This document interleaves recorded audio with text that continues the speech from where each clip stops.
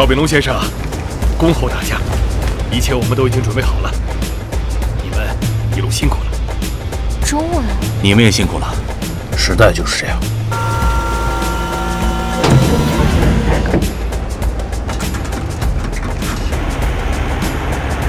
这里是我们在大西洋的米斯地群岛，我们也是接到了相关任务。是的，我们之前在电话会议里沟通过很多细节。这就是所谓的华夏泰和金特种部队。你看他们还没武装。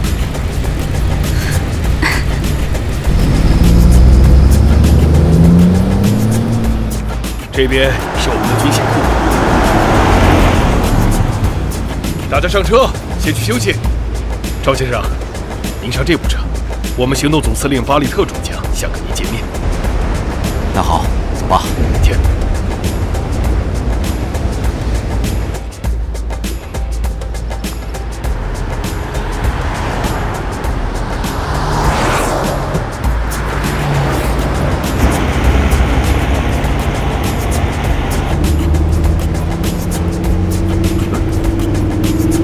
这里是北拉军基地，不要四处张望，以及有任何拍摄、记录行为。我认为，作为军人，就是要时刻保持警惕。这里是北拉军基地，没有任何危险能影响到你们。所以我们这次来的目的，不就是解决危险的吗？兄弟，我直说吧，我们不喜欢你们。听说你们搞定了一个罗刹。不知道你们能不能搞定我呢？你是哪位？我是北拉国黑豹特战队弗里曼少尉，已经执行过17次兼兵任务，击毙超过40名武装分子。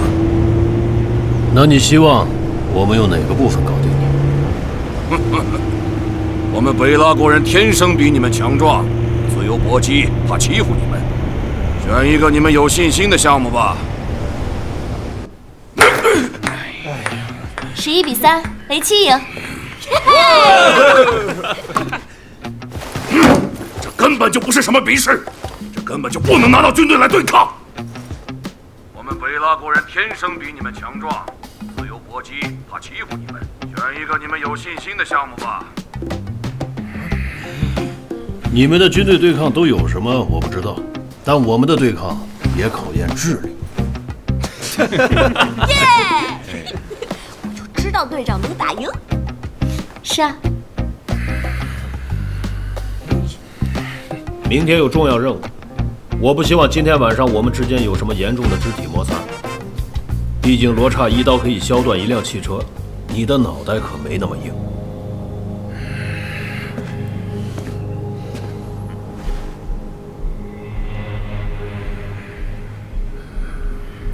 如果你觉得今天晚上必须有人躺在这儿，那可以，就来自由搏击。今天当然不希望有人躺在这儿，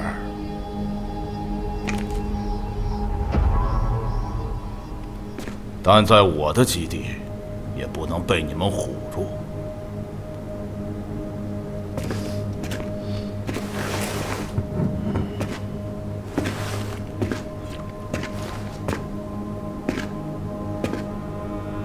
非常有道理，只不过我们连罗刹都不怕，明天还要去搞什么刑天战神？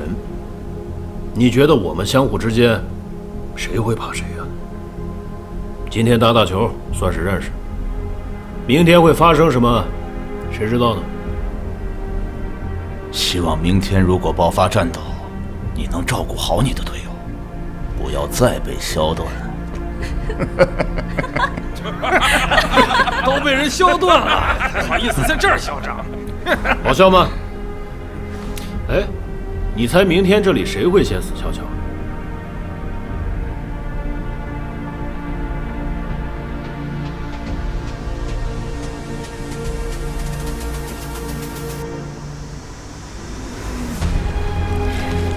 联合行动，大家不应该互相诅咒。对不起了。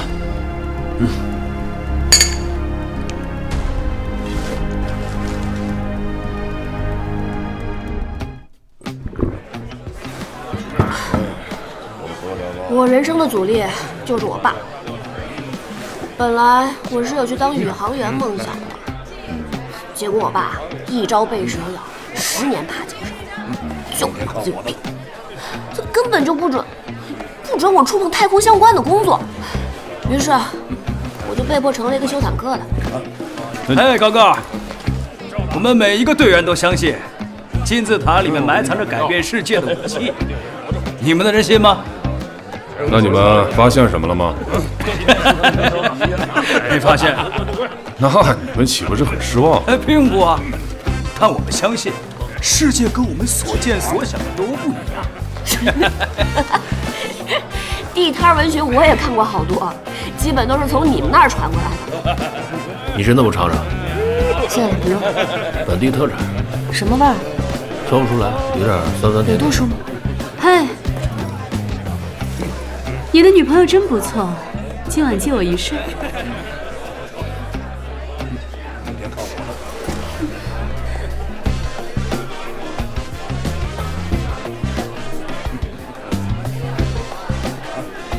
你屁股上的梅花标记，你知道怎么来的吗？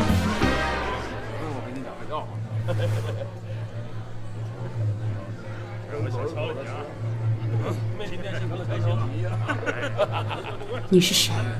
不重要，但最好别碰我。你好像发现了一些我不得了的秘密。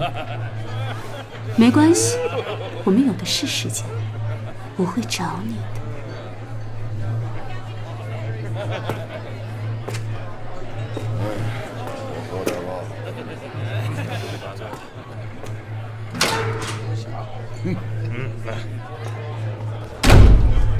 你刚跟他说了什么？我看到他屁股上有个梅花标记，像是被变态烫伤过，我随便咋呼了一下。厉害。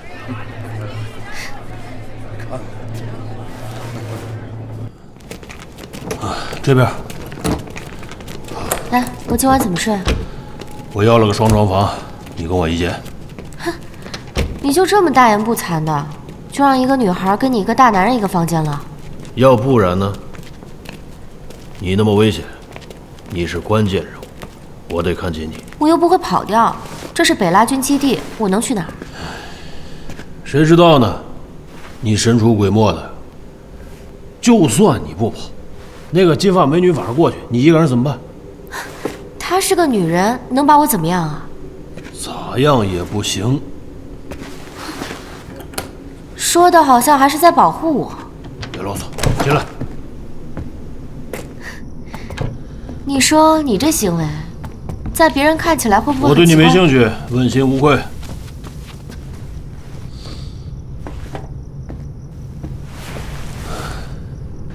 这看起来更像个酒店。有地方洗澡哎，坐了1天的飞机，我先洗个澡吧。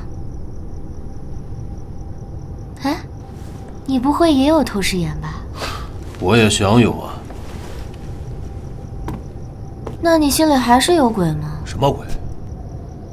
就算是我想对你做什么，那也是大自然的规律，更何况我光明正大。啊，还有雏菊和鸡蛋，要不我给你煎个鸡蛋吃？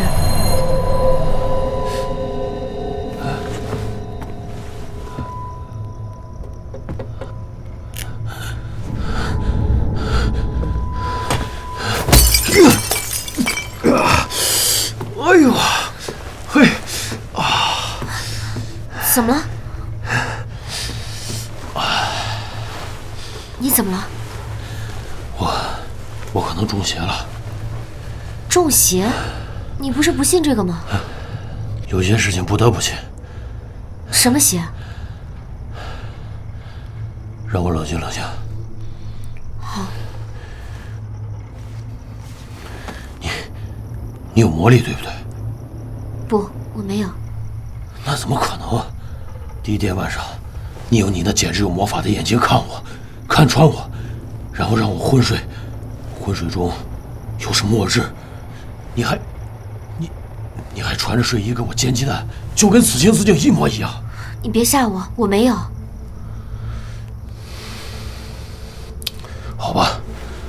头有点疼，我先休息了。好，你先休息吧，不要想多了，明天还有任务呢。好。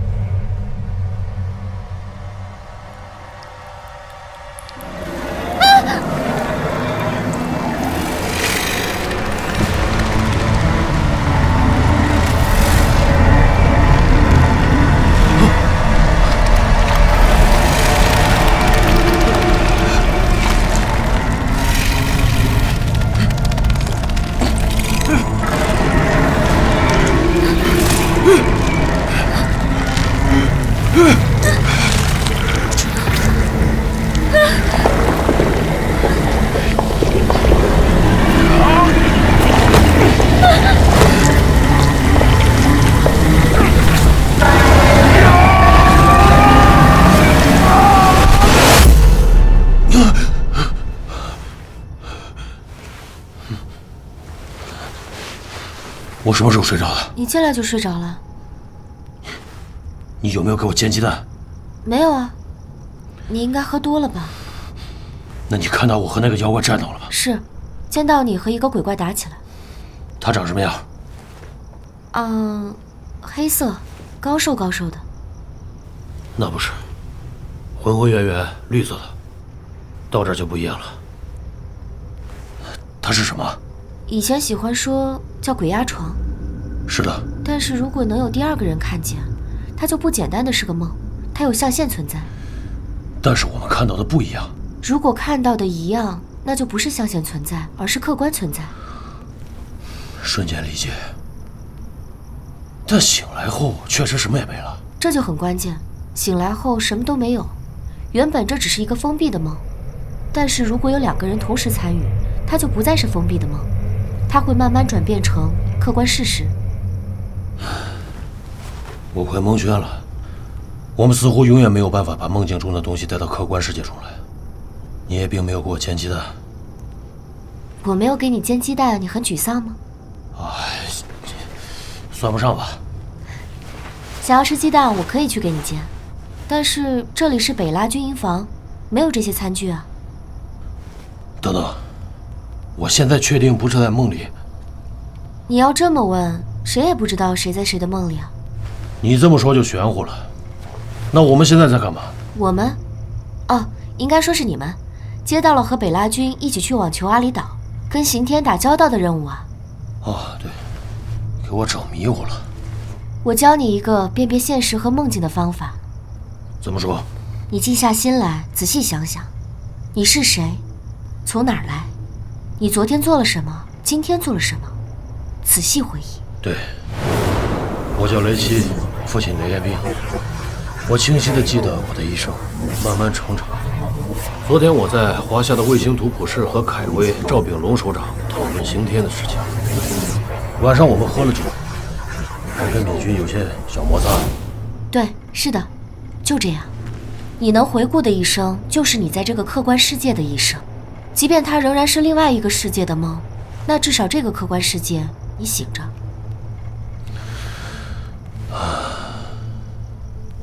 人在梦里是不会思考的，只会跟着梦境设定好的剧本走，接受梦给你的情绪，接受梦给你的人生。好像是这样。甚至在梦里，随便一句话都能让你醍醐灌顶。哎，对，之前我梦到一句话，痛苦的可不仅仅只是腰带。在梦里，我简直觉得就是神论。醒来后发现，什么屁话。有这种情况。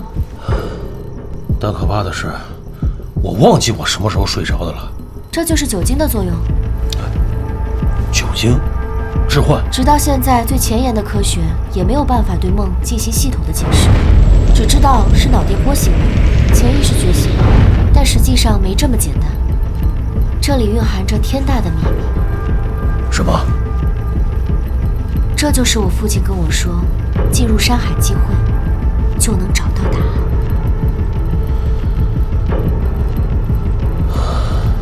世界忽然变得不认识了。世界忽然变得不认识了。情况有变，请参与大西洋联合演习的所有部队全副武装，准备行动。情况有变，武装行动，所有成员跟我一起登机。是。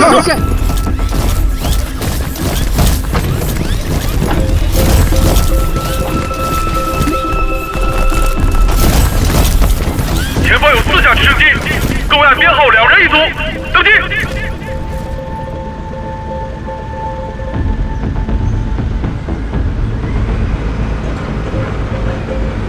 不确定是否会交火，但是你的重要性毋庸置疑。紧张吗？第一次有一点，希望能帮到忙。好，跟我一起登记，走。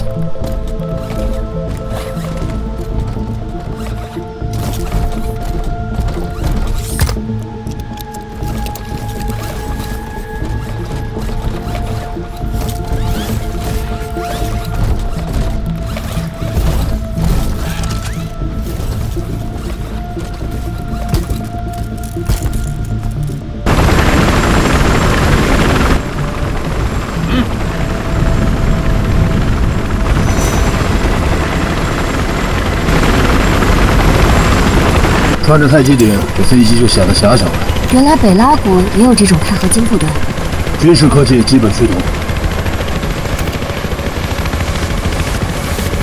怎么了，赵炳荣首长？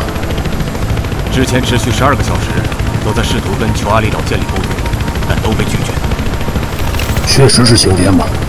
我们现在定义为贝米斯人，确实有，形象还不确定，但肯定不是非洲土著人。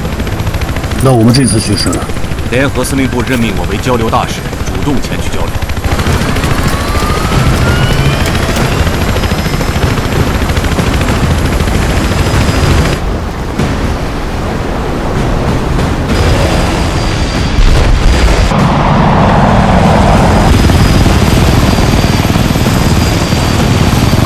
扫描裘阿里岛，没有发现大规模可燃物，没有发现大规模结块金属物质。但地底下怀疑有丰富铁元素，无人机编队进入区域，黑武士已经接近目标，现在距离约3海里，受到一些强电磁干扰。无人机正在对岛内热源进行扫描，现在数据还不清晰，距离比较远，干扰信号是有规律的。怎么样？结果吗？发现热源，发现多个岛内热源。多个是几个？7个。让黑武士原地待命。原地待命，等待进一步行动指示。岛上没有发现大规模可燃物，但是7个热源，热度在87摄氏度，热源平均半径在3米左右。应该意思是有7个高热生命体。这是在检查什么呢？怕有大规模爆炸类武器，我们对刑天一无所知。万一真像神话中那样放出一把火把大家给烧了，会很尴尬的。你不是不信吗？我不信神可以，但不能不信各种武器的威力。准备进行辐射测量。核辐射读数绿色，贝塔射线读数绿色，阿尔法射线读数绿色，伽马射线读数标高预警。热源身上带有微量伽马射线。什么情况？拥有极强穿透力的伽马射线，属于核辐射的一种，在热源体内。然后呢？如果很强的话，说明可能拥有核能级别的战斗力。我会脑补很多超级英雄。应该不至于。伽马射线量级低于报警值，意味着什么？以目前级别换算，如果有类似引擎的话，应该相当于一辆4缸汽车发动机。那还好。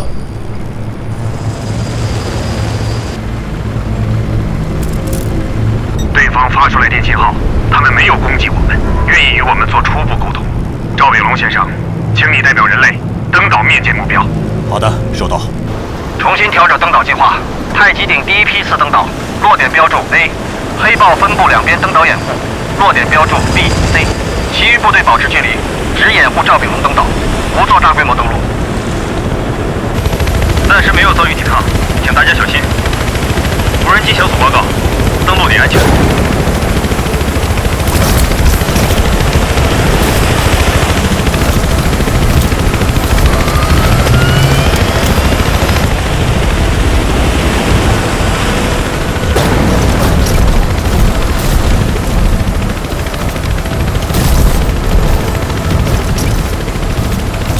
黑豹登陆完毕。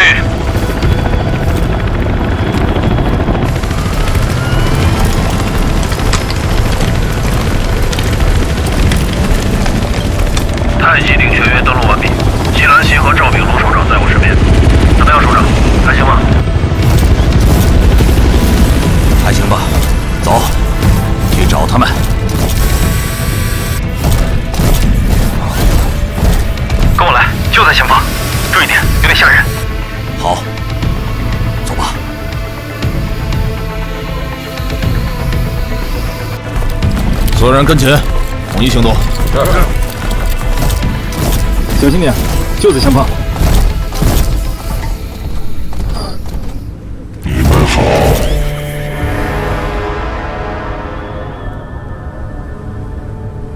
你们好。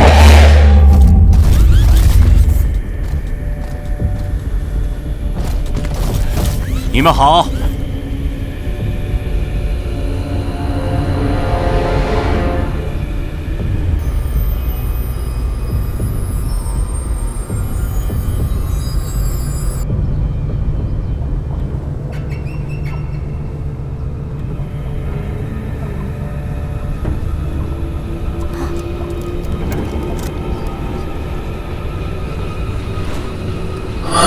你去过天狼星？远的平山，实的柱子，拴住的狮子。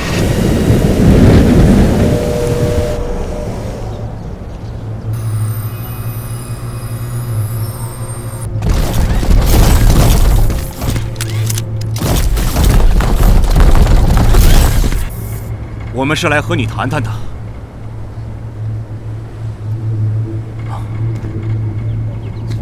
你们用了很多武器对准我们，你们想在谈判不顺利的情况下，把这个岛屿夷为平地。你们如此高大威武，穿着铠甲，如果你们对我们有敌意，那你们可以把我们轻易杀死。谁都是生命，都希望安全的活着。非常巧合，你们把姬王女也带来了，所以我对你的话没兴趣。我想听这位姬王女怎么说的。我吗？姬王女是谁？是我身边的这位女士。不，这不符合程序。对不起，这不符合程序。我原谅你们的无知。我是塞雷尔达伦博斯。你们曾经称我父亲普雷茂比特里斯为刑天战神，他杀过你们的皇帝，但你们抹去了那段历史。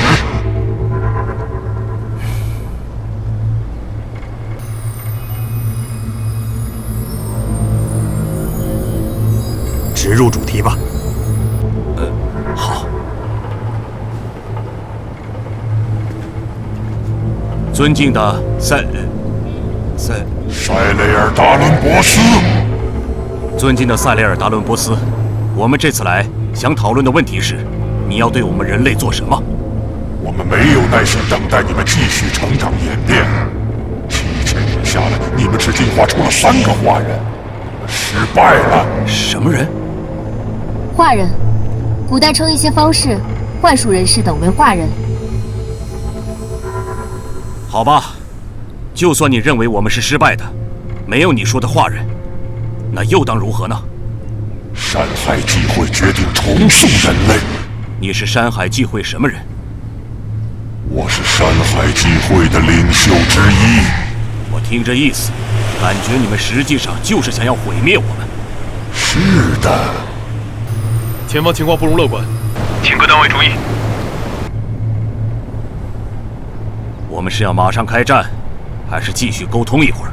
我们内部意见尚未完全统一，可能需要一些时间。你告诉他，我们内部意见已经很统一了，就是如果要威胁我们的生存，我们就消灭他们。不，我们意见也不统一。如果你有不同意见，那么请撤离现场，我们会商讨委派新的发言人。我们内部的一致意见是，如果你们对我们生存构成威胁，我们可以马上开战。你们的战斗力1分不值。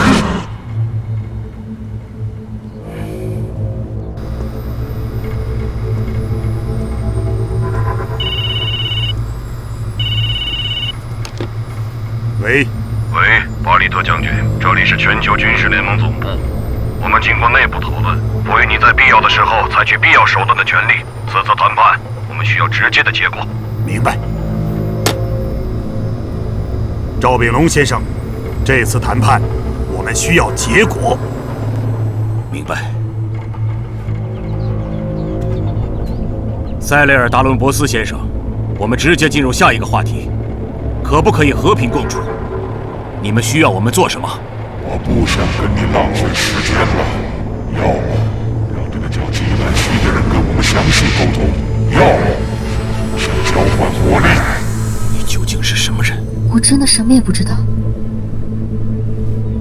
塞雷尔·达伦博斯先生，您是否知道导弹、舰炮的威力？我研究你们新生代之人7000人。你的意思是，打不死你？我们不同代文明之间对史的理解不一样。我们拒绝他与基兰西单独沟通的请求。目标左侧300米海面，发射舰炮1枚。新营号注意，目标位置9点钟方向，300米海域，发射舰炮1枚。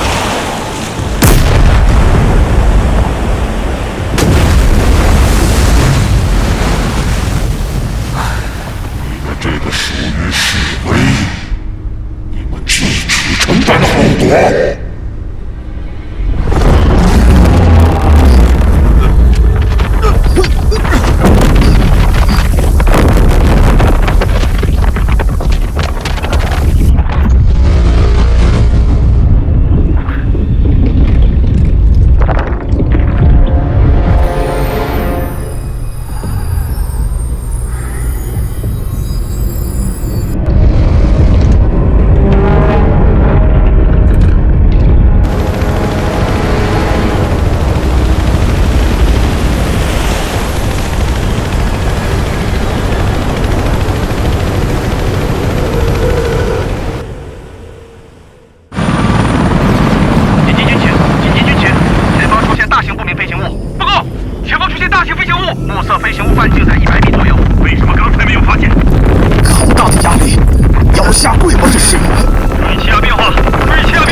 小心，有压查车！飞行前方有不明压力，直升机不受影响。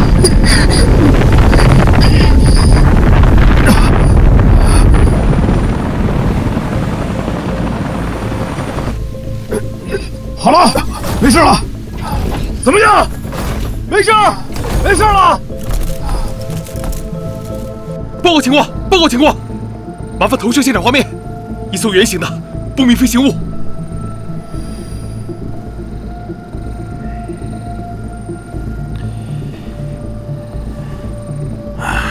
真少，这就是我们想要知道的东西。立即连线上级，各单位做好战斗准备，各单位做好战斗准备。赵炳龙先生，你们可能面临恶战，希望你们稳住阵脚。太极领听令，4路往上，立即往前靠，留站到我的机枪位置，以我掩护攻击枪炮。明白。黑炮往前靠围，行动迅速点。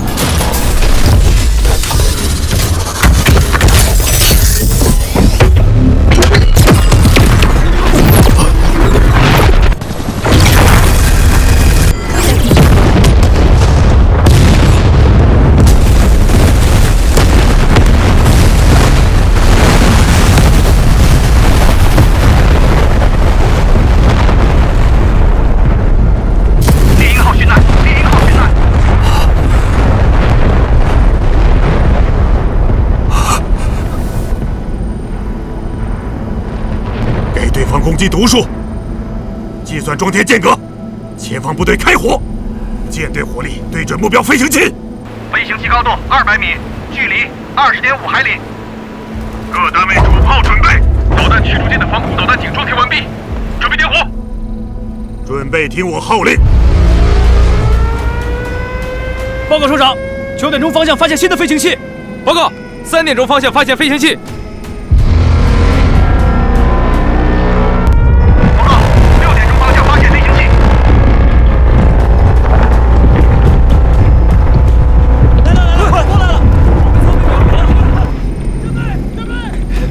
总部，我们被4艘大型不明飞行器包围，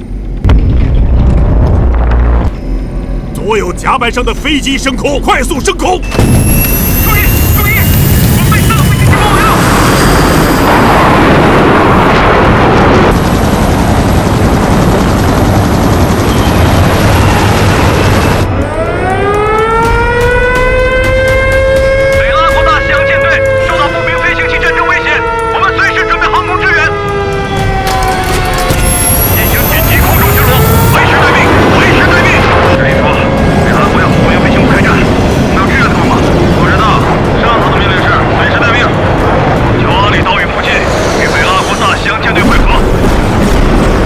事态紧急，2分钟内动员了全球8个国家的航空编队。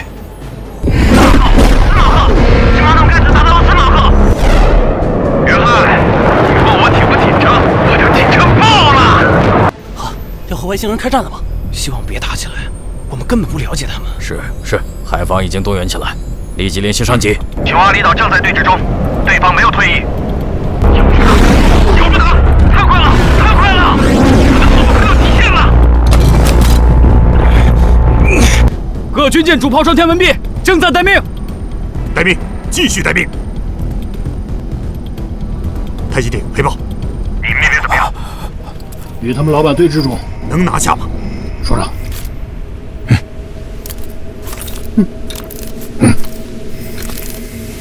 能拿下。OK， 没问题。我命令你们用最快的速度拿下他。拿下他！开火！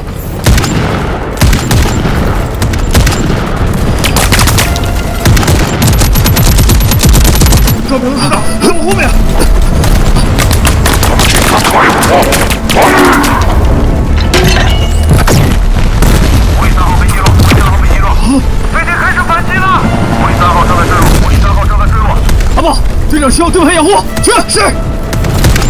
他这个盾牌打不穿的。打不过我们，消灭他们！那东西快过来了，队长小心！什么玩意儿？速度拿下！飞炮速度突进，速战速决！大哥投不住炮了！首长。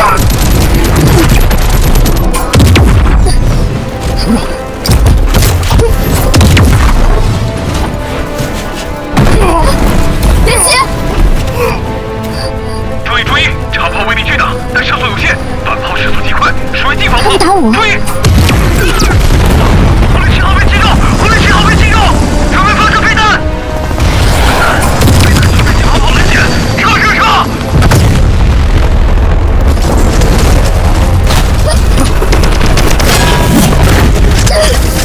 好锋利！怎么样？好像能挡住。大家注意移动，对方火力主要靠飞碟，地面目标没有火力，连七，你怎么样？会死吗？起来！康熙，扛住了！太极鼎扛住了！什么情况？这锤子看起来好像在瞄我们。这玩意看起来像武器啊！对，防御能力挺强啊！方向被锁定，位移！阿爸，你还活着吗？这玩意儿想撞死你爹，就更撞不死你爷！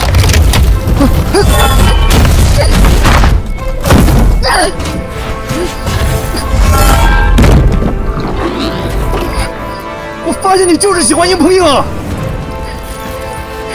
我就是喜欢硬。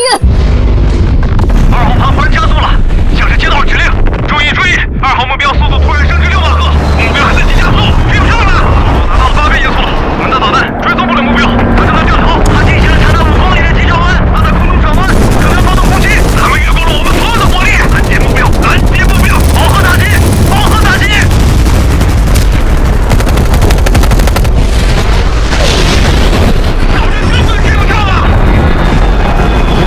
他正在朝母舰急速俯冲，注意，正在俯冲！原本1号机航炮火力猛烈，速度极快，黑豹装甲抵御不了。他进入车甲能扛住，地面行天目标防御力极高，前线火力打不穿盾牌，但没有其他攻击手段。他的心理防御较高，黑豹掩护太极鼎，近距离突袭，快速突袭，掩护友军！快点的！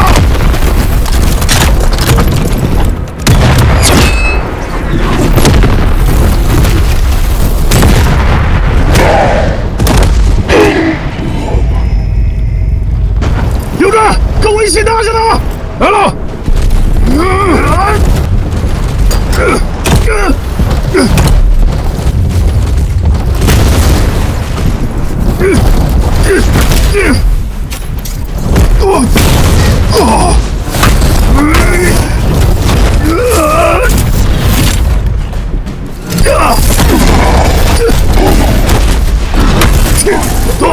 别动！什么叫投降？别动！爆头！别动！双手爆头！爆头！爆头！不会投降！别动！把手举起来！别动！爆头！你杀不死我！爆头！爆头！别动！爆头！叫你不许动！别动！叫你别动！我们的力量足以摧毁整个地表！我们足以摧毁你！别动！停火！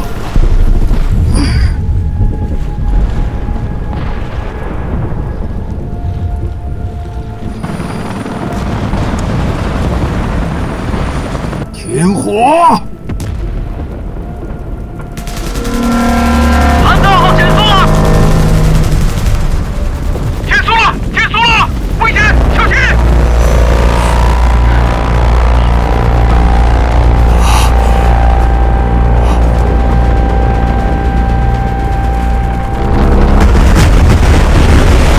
他刚才是想撞沉我们吗？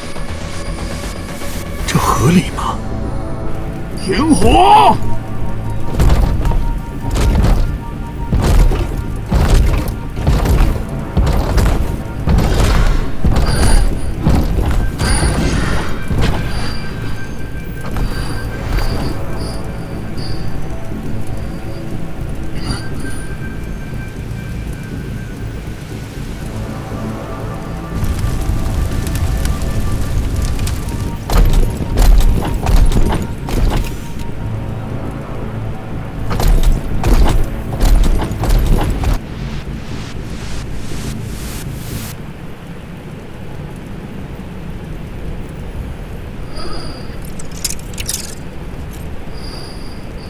巴里特将军，赵炳荣首长牺牲了，现在由我来代表讲话。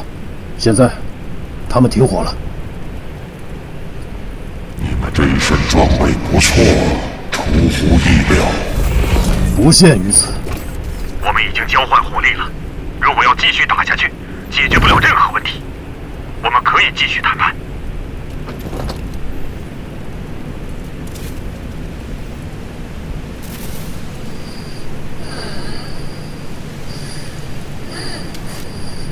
你杀了我们的人，雷奇中尉，不要多说任何一句没有意义的话。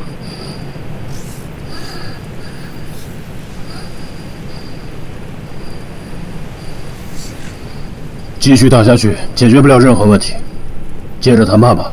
我只想要跟基兰西说话。不，你不能，你这样只是在害他，孤立他，我们的人不会相信他。那是你们的问题。他现在只想跟基兰西说话。他有什么权利选择跟谁说话？你没有权利选择。那就让事态更严峻。幸亏我的身体解决不了任何问题，就像刚才，就算我们炸了你们的航空母舰，也并不能让我们在未来战争中降低难度。同样，留下它也不会增加难度。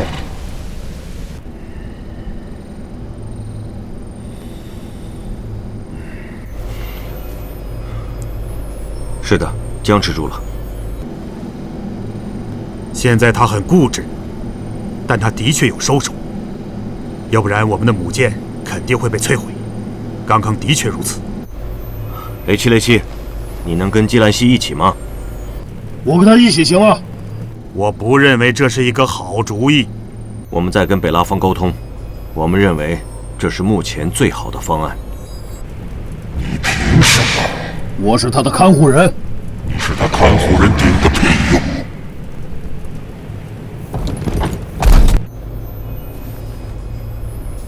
这简直就是个笑话！阻止我参与，一样解决不了任何问题。在我们人类的规则里，我现在有权监护他。如果寸步不让，就是你在蓄意让事态恶化。那这就是我最后的让步。你要破坏整个事态吗？我抽支烟。那就这样，你可以跟基兰西一起到我的飞船上来。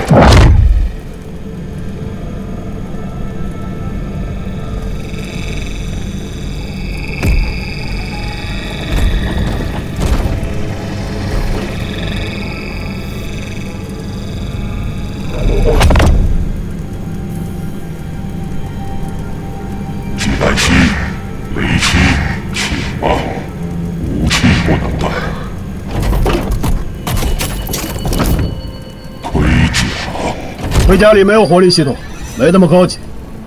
但谁知道你飞碟里面有没有什么辐射之类的？里面没有辐射。不同种群之间可能携带不同的细菌病毒，互相并不免疫。这方面的处理我们已经非常注意。我觉得我不需要向你解释。现在要进入的是你的地盘，我们必须保护自己。我里面只穿了内衣，我怎么脱？我也要保护自己。我可以有限的给予你们信任，请吧。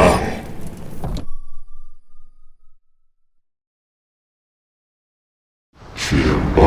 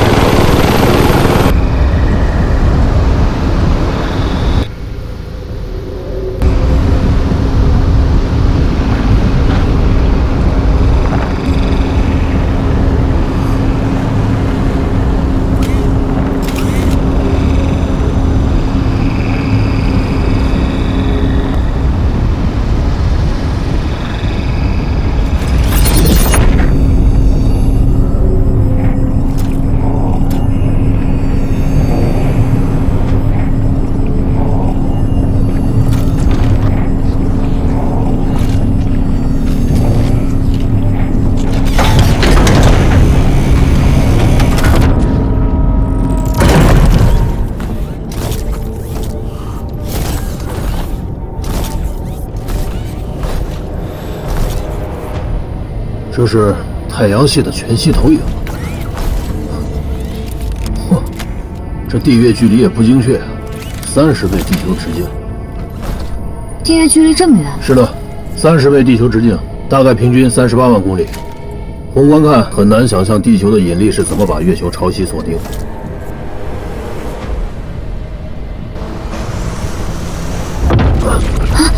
你想干嘛？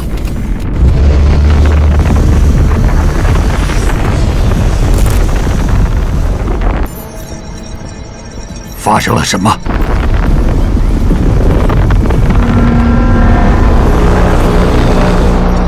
糟糕，飞碟离开了我们的视线。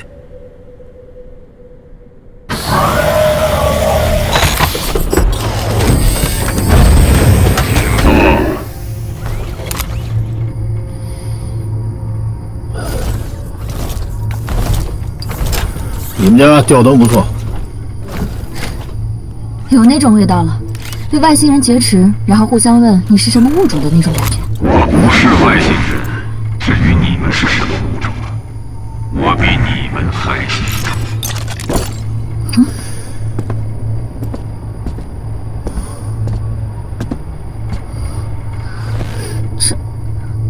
这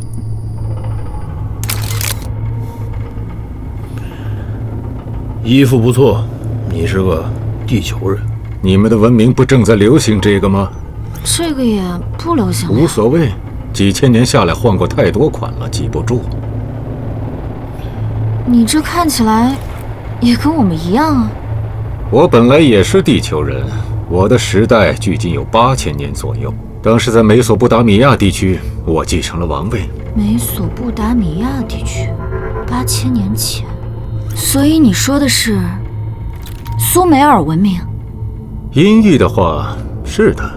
不过同样被山海计会无情终止，并邀请我加入了重塑人类计划。你答应了？显而易见。为什么要用罗刹来杀我？之前是因为我要坚定地贯彻我的计划，但是很意外，你们居然能打败风葵那个 AI 机器人。类似吧，跟你解释不清楚。反正不是真的罗刹，如果真是，我就更不怕他。为什么？因为我要是死了，会比罗刹更可怕，罗刹会后悔的。不得不佩服一下你们现在的科技能力，比我想象的要更厉害一些。当然，我带你们进来的主要原因不是因为你们厉害了，而是因为姬兰溪是个华人。我认识你，姬兰溪的祖先周穆王。反正我不大认识。我没有太多时间废话，现在我向你抛出同样的问题：加入山海际会，重塑当代人类。当代人类有什么毛病？我没有问你，也不想知道你的想法。你看，都这么熟了，聊聊呗。所以我更加不想解释。姬兰溪，你是当代人类仅有的3个进化出弱力脑神经系统的人之一，这意味着你能直接感受到中微子。不是太懂。现在研究的宇宙中有4种力：引力、电磁力、强相互作用力和弱相互作用力。是的，你们的科学家最近才发现宇宙中的中微子。中微子几乎不参与强力、电磁力、引力，但是能参与弱力。中微子我略懂一些，我可以科普一下。科学家为了寻求世界的本质，找到组成世界最基本的元素，通过各种类型的粒子对撞机，以物理的方式将各种粒子加法对撞。你描述起来就像小孩为了知道石头里有什么，然后就用石头猛地去砸另外一块石头。就是这么简单粗暴。而将质子、中子等继续对撞，就发现最小的物质还有夸克、氢子、玻色子等各种类型加起来差不多61种基本粒子，然后就形成了量子力学领域标准模型。哇，这么多！那中微子呢？中微子就是一种氢子，质量几乎为0，几乎不参与任何强相互作用力，所以它可以畅通无阻地穿透任何物质，并且无法被探测。关键是这种物质几乎充斥着整个宇宙空间，科学界把它定义为中微子，它的特点就是几乎只参与弱相互作用力。那你知道弱力脑神经系统吗？不知道。不知道你在这科普什么？为了加快你们的理解，我可以给你们一个最直接的演示。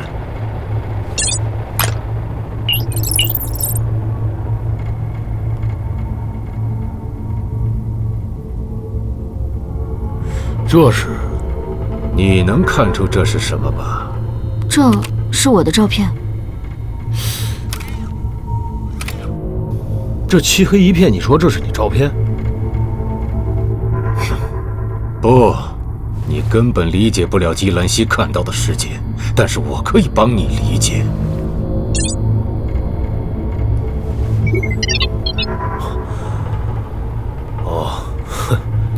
颜色 RGB 曲线嘛，没错。我通过调整这张图的 RGB 曲线值，你便可以看到这张图在正常 RGB 数据下的图案——姬兰溪的脸。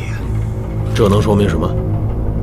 你再看看这个室内的太阳系投影，跟这个图一样，绝大部分都是黑色的，只有一点光亮，比如这个太阳。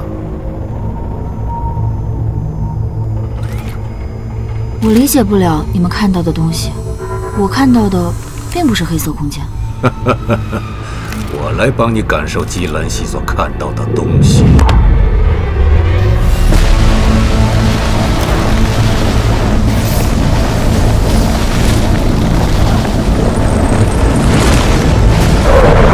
报告总部，目标一直在视野内平稳飞行。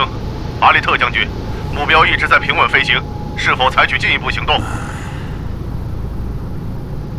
盯紧他，尚不知道里面在谈论什么，先等待结果。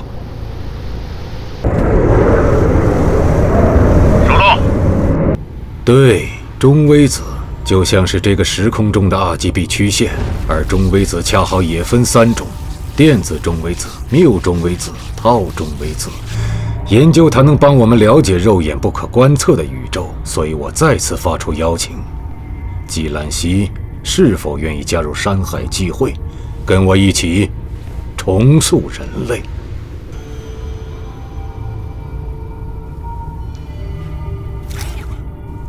好，就算姬兰溪有这些能力，那为什么要重塑现代人类？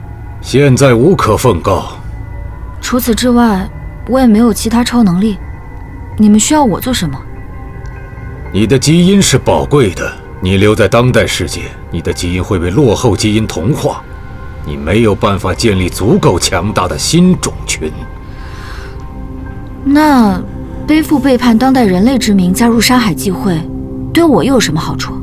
你的基因家族可以延续到下一代，成为那一代的王族。那有个屁用！啊？说实话，我也觉得没用。从一个先进的文明回到落后的文明，换我也接受不了。你没有资格选择，选择的是基兰西。有没有实际一点的？你说的实际一点，钱啊，富可敌国的钱啊，帅哥。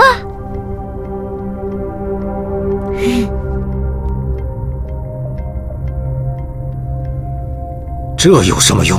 你内心怎么这么肤浅？我不是要收买你，我是要你明白自己的使命。我生活在当下，社会进步，国泰民安。20年的务农生活，让我对物欲的追求也很低。我对未来没有诉求，也没有希望改变什么。你要不杀了我，或者先打败雷七，再杀了我。对，先打败我，杀了我，再给你机会碰他。那就准备承担后果吧。正在跟踪目标，已确认是达伦博斯所在飞碟。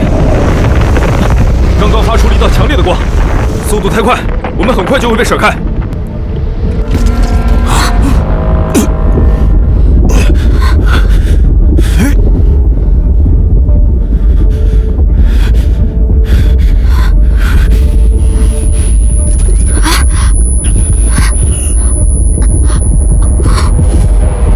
基兰西还不错，加速到了8马赫，居然没有吐出来，不凡之女。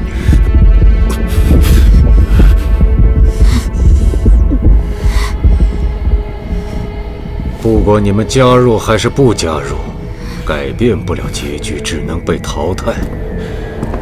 你们就留在这儿，静待世界末日吧。哎，我们是使者，你怎么能把我们单独留在这儿？难不成让你们带着我们飞艇的一些信息回去，再打我们？新鲜狡诈呀！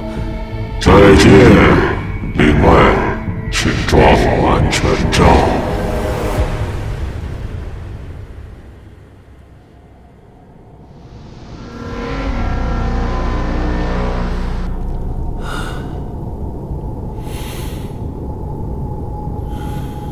我们这属于是被坑了。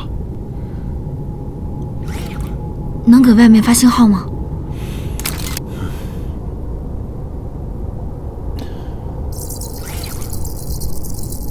一点信号都没有，不行，完全被屏蔽了。这类理论上是可以屏蔽各种信号。对了，文文之前给我安装了一个什么叫封闭式量子通讯模块，我试试。是否使用文文1对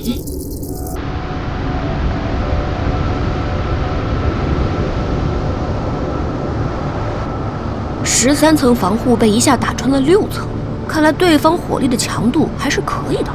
这个要修得回工厂了，我只能先帮你把系统调试好。哎，来信息了。苏文，我是雷七，能收到。队长给我发消息了。谈判结果出来了吗？谈判结果如何？根本没法打扮。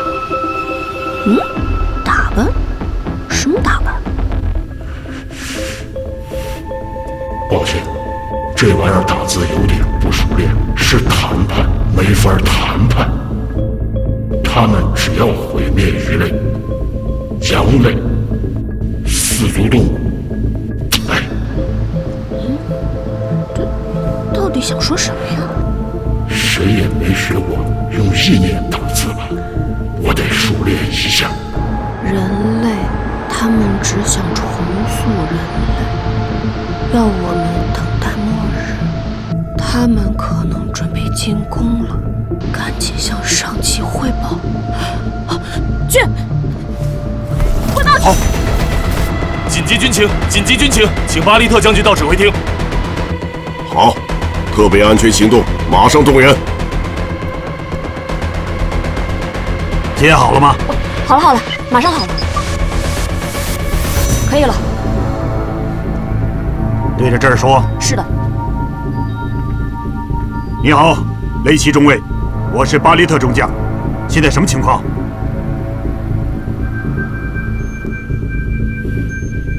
现在情况，他们准备进攻人类。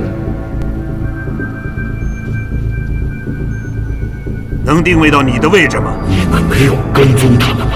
你没有质问我的权利。我是在救你们，麻烦配合。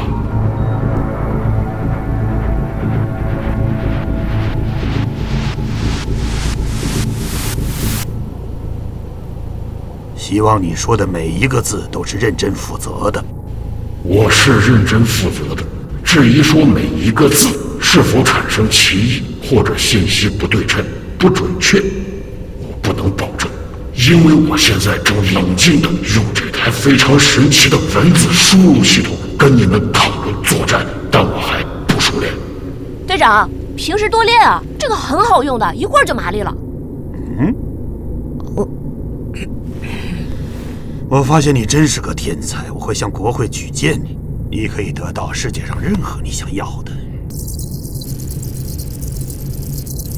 我何德何能成为了天才，进你们国会？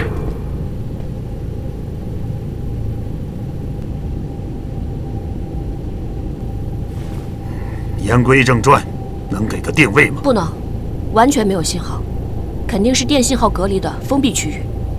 那他怎么跟我通讯的？有通讯就能定位？封闭量子通讯真的不能定位？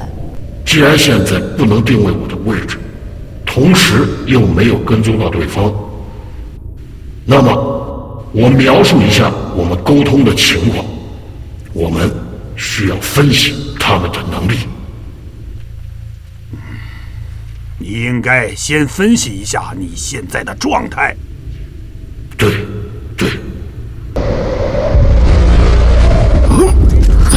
再下降，急速下降。什么下降？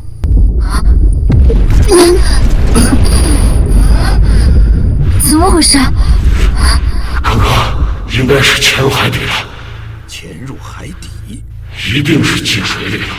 但是这么大的庞然大物，不可能是进了河里，那应该是海里。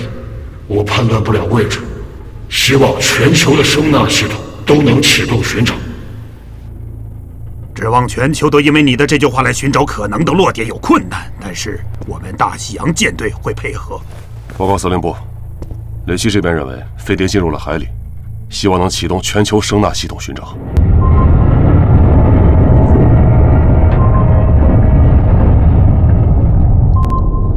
报告舰长，声纳系统探测到112秒前，在3点钟方向90.4海里处，有半径超过100米的大型物体突然入水。报告司令部，鲲鹏号追踪到疑似目标入水。起立！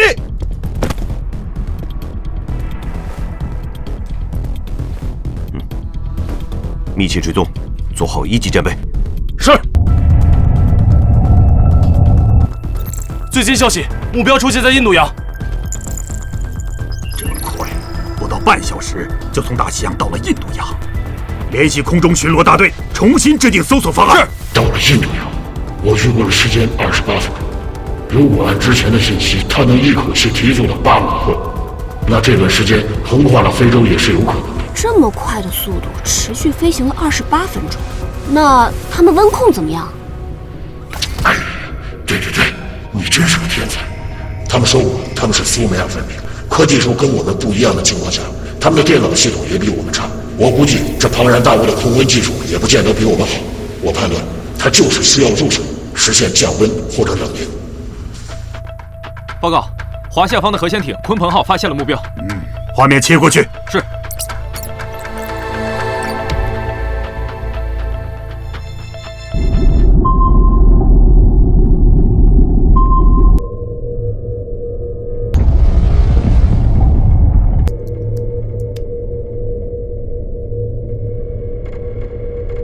报告，目标达伦博斯飞碟一直停留在深度1200米区域，身上冒着热气泡。好，航空编队立即赶往该区域。印度洋舰队北里干号导弹驱逐舰、皮特号导弹驱逐舰与鲲鹏号会合。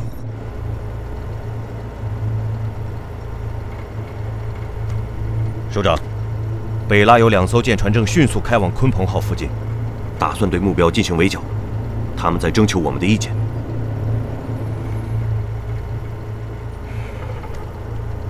雷奇，北拉国人肯定是要主动开战了，我想听听你的意见。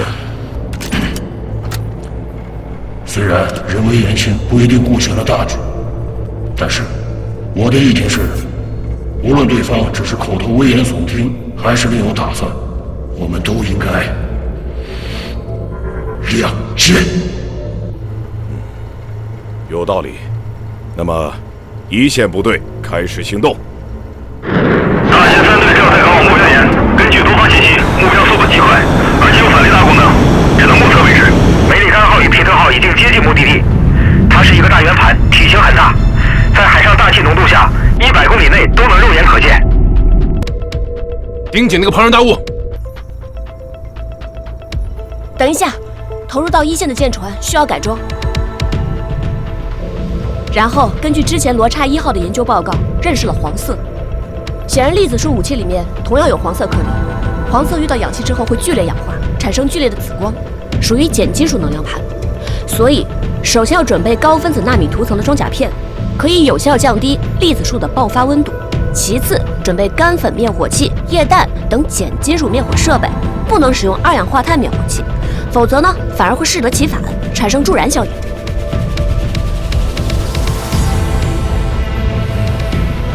该听懂的人都听懂了吧？是的，是。照办。梅里干号和皮特号准备接收空投物资，我们已经抵达空投点，请放心投放。收到，正常投放。祝你们好运，准备接收空投物资，立即搭建防御装甲。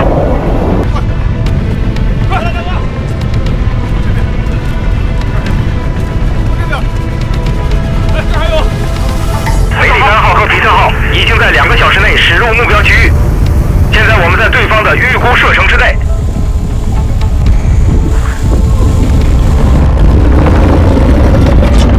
目标有移动，舰炮准备发射。深水炸弹10枚，投放。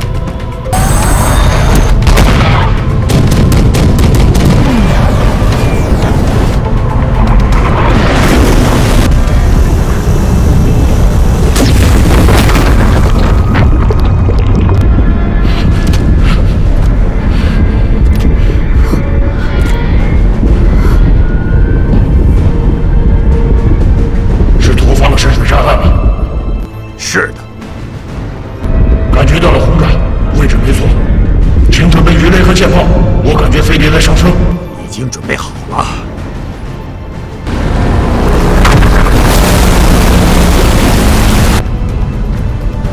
快了，动起来！快动起来！快，来我这边！快点！舰炮准备发射，听我命令，发！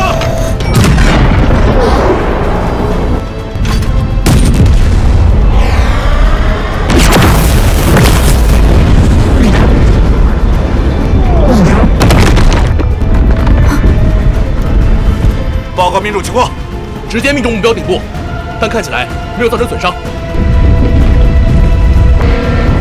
战锤命中，没有，不对，有一点破损。有什么炸弹？梅里干号刚刚中了一发粒子束炮，正面装甲被击穿，目前没有造成致命损伤。皮特号已发射2枚战斧，距离上次被攻击间隔40。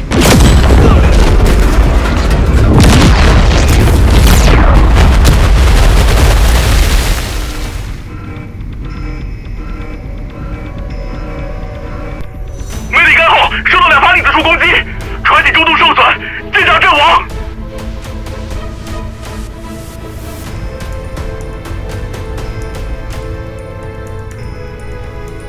2发间隔时间是多少？43秒。继续攻击。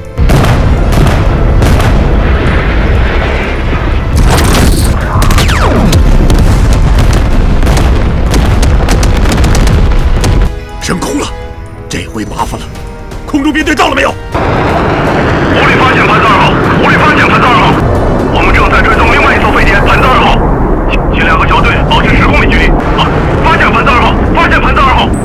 7号，你击头有红点，士兵，报告，太快根本没有生命时间，只能提前预判。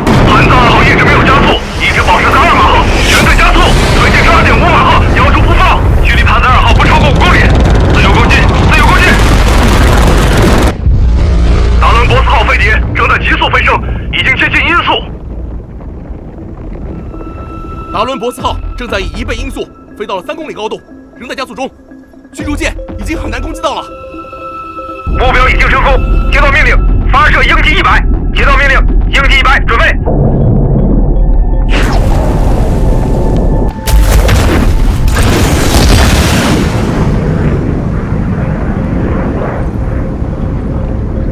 鲲鹏号向目标发射了一枚反舰导弹，目标似乎没发现。雷奇中尉，这是一枚你们的鹰击100，从下方追击底盘，对方似乎没有发现，不知道你们能不能安全。做好防御准备吧。小心下盘爆炸。好。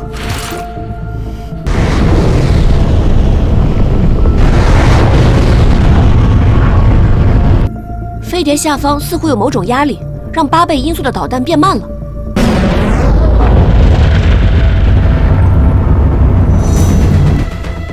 不对，情况不妙，担心被发现。雷奇，吸引他们。我要喝水，我渴了要喝水！哎，冷静，喝水，快点，水！我要喝水，大爷，我渴了！哎，水，我要喝水，给我水喝！命中目标！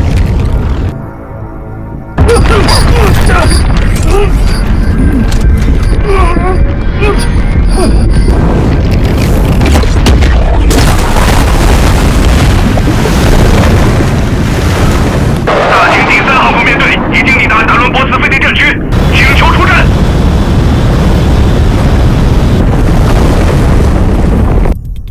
队长，飞碟竖起来了，你们有发生什么变化吗？没有，还是平行于地面的。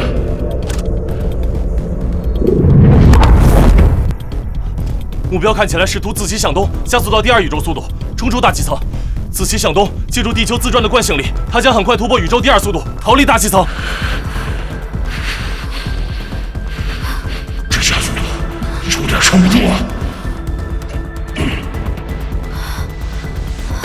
速度好快，完全把我们甩开了！报告，太快了，消失在雷达视野中了。努力追踪，努力，请努力。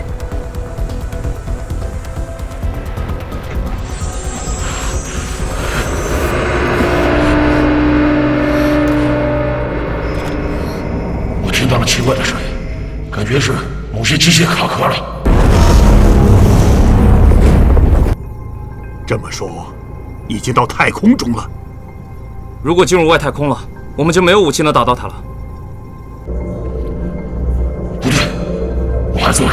对，外壳坚硬，没有把你炸死。不是，我还坐着，没有失重，没有进入太空，还在大气层内，就不会飞到什么别的星球空间。科学点，巴里特将军，只有不到1分钟时间，能飞哪儿去？刚刚爆炸后听到了一个金属摩擦声，可能刚刚被导弹打坏了某些仪器，他们进不了太空了。那继续追踪，一定给我找到。这里是 F35战区，太快了，根本抓不住。别着急，我们火力冲突。4个弹闪避失败，4个弹闪避失败。命中目标，命中目标，继续开火。还没有找到达博的飞碟吗？我们已经全球动员了，但还没有搜索到结果，应该在某个云层里。欢迎2000已经在航道上，我们正在前往第3预测点。2点钟方向的云层里有金属反应，疑似发现目标，在云层里，在云层里。距离太近，小心！报告司令，高卢国幻影2队发现目标。这里是大前3队，接到攻击命令，立即前往。注意，前方出现友军飞机。看，幻影，你们好。就在那边，交给你们了。加油，大剑3队，祝你们好运！已经接近目标，做好攻击准备。大歼3队已经接近目标，目标在很长一段时间内都没有新的加速行为摆脱我们的飞机。但此前我们的 F-35编队火力并不能轻易打破目标外壳。得有个办法给予他足够的打击力。现在的导弹威力不够。钛合金的熔点，你先说。钛合金的熔点在1700摄氏度以内。现在支撑它外壳坚度的主要是厚度和层数，所以我们只要把打击点集中，足够的持续性高温就可以穿透性融化它的外壳。你想说什么？哦，差不多意思。我认为他们的战斗逻辑其实很简单，比我们想象的要笨。他们其实现在应该很狼狈，虽然看起来很吓人。认同。所以这位分析师小哥说的也对，集中攻击一个点，持续的高温爆炸能够一层层融化外壳，最终打出一个洞来。而需要的炮弹最好是破甲高熔弹加装3级助推器，也就是破甲高熔电钻弹。对，非常棒。我们现在有这种高熔电钻弹吗？我们的飞机在这次起飞之前，我就让他们提前改装并携带了，而且，这是我1年前的发明。那你在那说非常棒。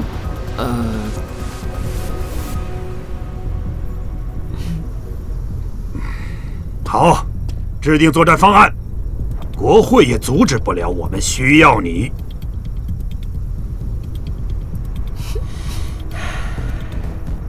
已经确定，就是这儿。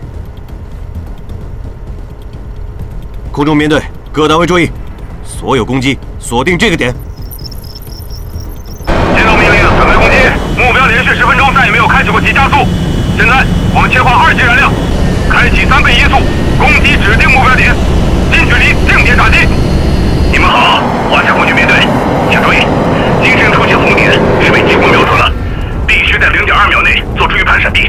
目标有4门远程激光炮，每门装停间隔20秒，请做好监视器。另外，不要靠近目标200米，有机防炮速度极快，无法躲避。明白，谢谢了。出发！看到顶了吗？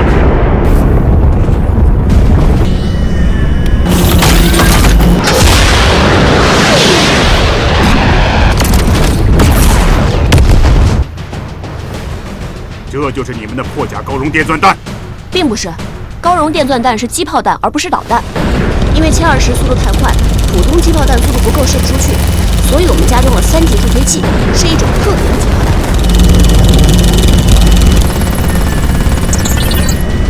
1号接第1轮500发弹药投射完毕。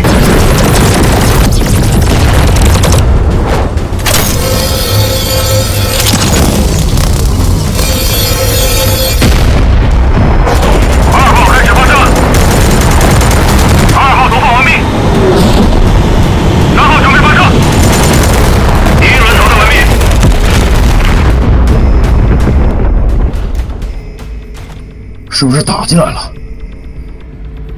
？4、3、2、1，闪避！装填时间，攻击倒计时！4、3、2、1，闪避！装填完毕，第2轮起射准备。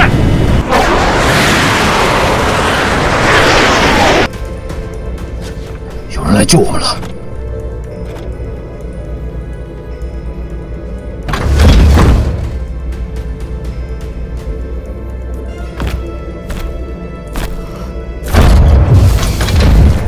怎么了？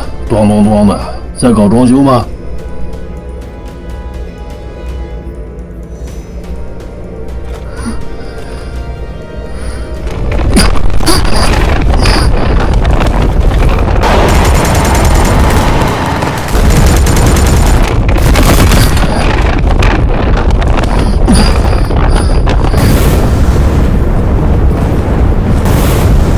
？5号完成第2轮投放。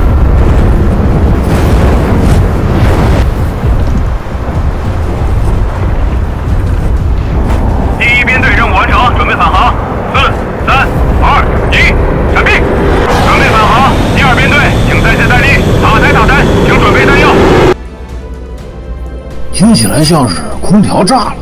哎，你们请的师傅有电工证吗？空调不会爆炸。哦，也是。如何停战？停战？打起来了吗？打完了。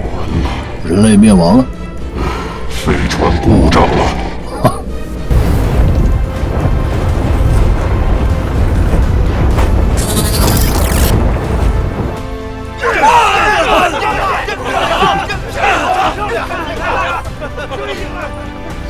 我们可死了不少兄弟。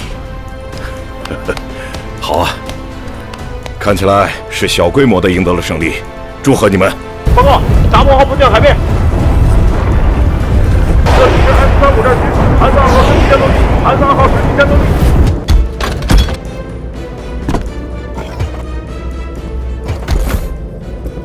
走吧，跟我一起去海面。你们得保证我的安全。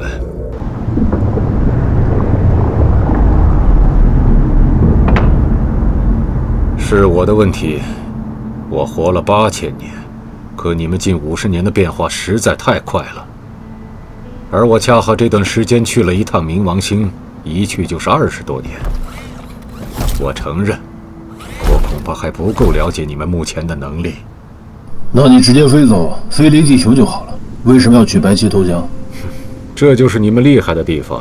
我的能源是有限的，一次充能只能在地球大气层内平稳飞行10小时。毕竟这么大的体积，但2次急速飞行就消耗掉了1半的能源。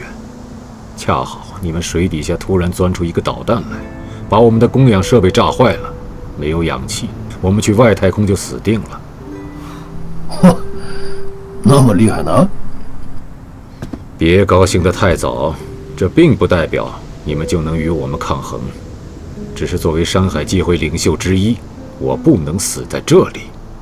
你说过，你们对死和我们看法不一样。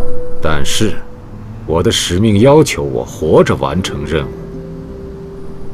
也是，活着才能完成任务。你应该没有在内部与外界通讯吧？理论上是不可能通讯的。啊？还能通讯外部吗？怎么通讯？你们确实厉害，全球作战系统。这是我们曾经辉煌23万年苏美尔都未曾尝试过的作战思路。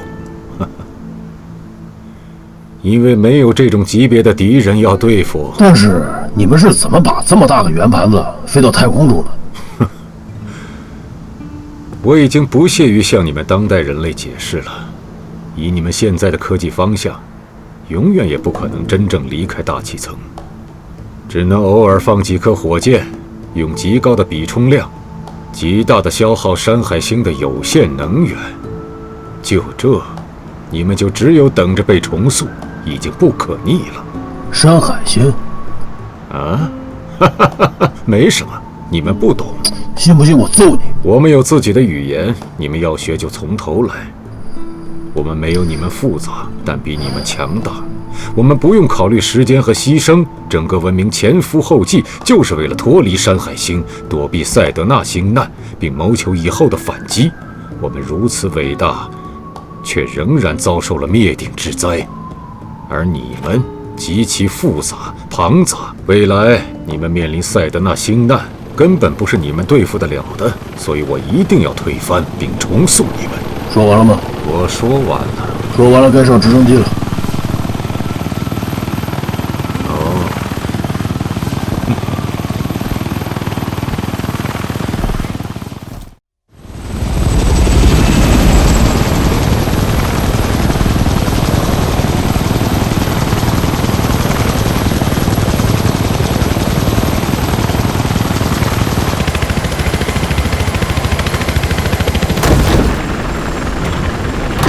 长官，死因是什么？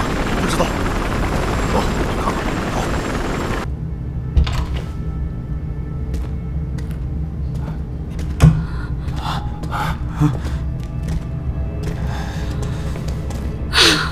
怎么回事？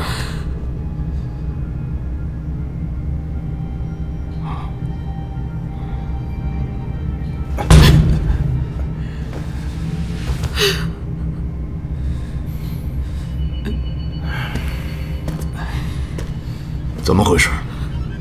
我不知道，我只听到隔壁的叫喊，然后比利和威利斯就跑出来喊，杰森和帕克死了，死于梦中。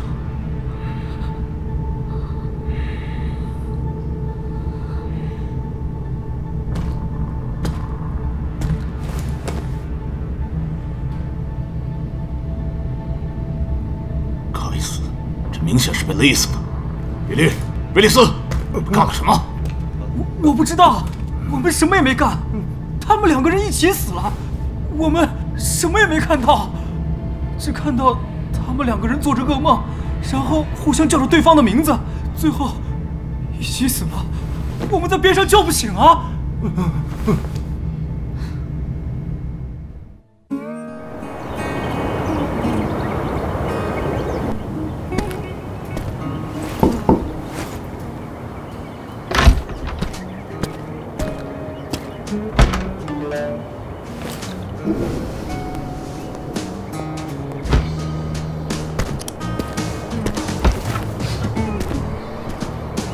哟，少校了，跟我昨天一个级别了啊！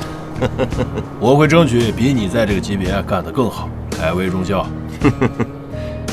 那就再接再厉，等你超过我。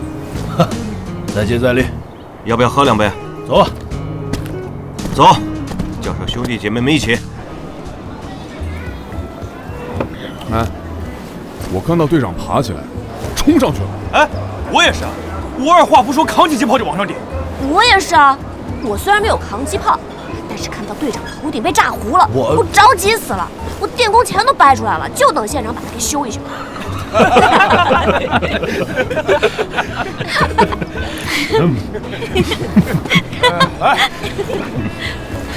来，我毕竟不是战士，只能看你们发挥。不过啊，我觉得我呢，在那个时候完全镇定，不吵不闹不尖叫，不被高跟鞋崴到脚，不影响你们发挥，不让雷七分神。我觉得我做的也挺好了。确实挺好，要的就是这种。是啊，作为普通人来说，你的表现非常棒。干杯！干杯！干杯！干杯！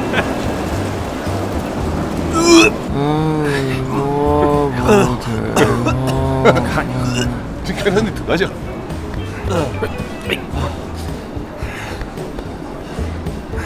上次上菜好没多久，你少喝点。我知道。来，文文，拿饲料。啊？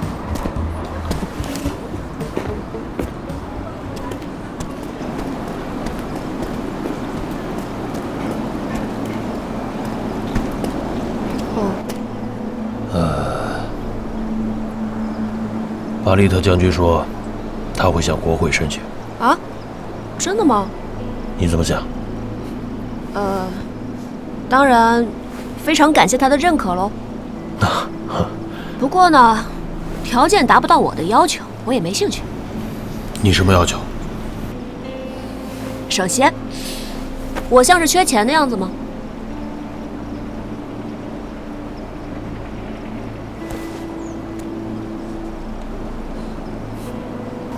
不像。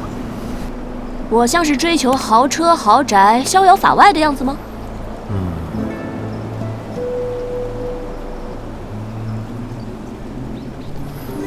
不像。他都不了解我，就说要给我任何想要的。我想要的是，要创造属于我们华夏自己的太极鼎部队，他给不了。这个嘛，随着年龄的增长，可不一定了。不许怀疑我啊，队长。这个玩意儿你喜欢吗？这个是给我的吗？你喜欢就是你的。那虽然我也是军人，但是从来没有得到过这种军功章，是你给我佩戴吗？自然是的。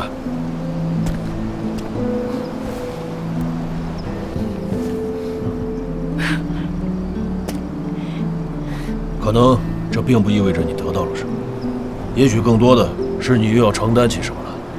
比如，还有这个。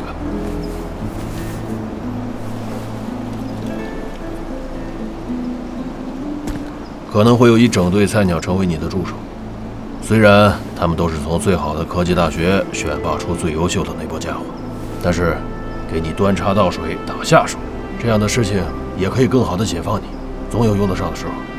所以，我这是升官了。是的，苏文文上尉。可能比起巴利特，华夏给不了你任何你想要的，能给你的只有使命。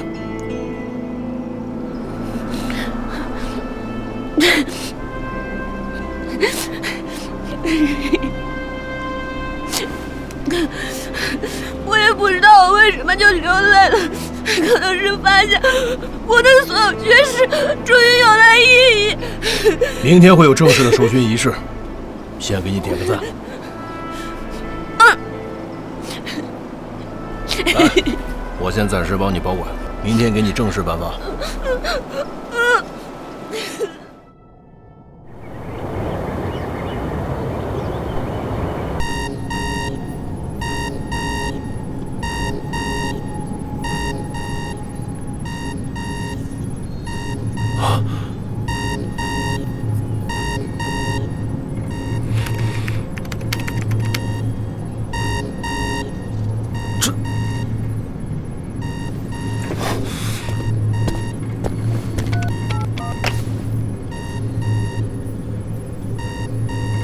总署，奇怪的事情发生了，赛德纳行星的运动轨迹1天之内增加了30多倍。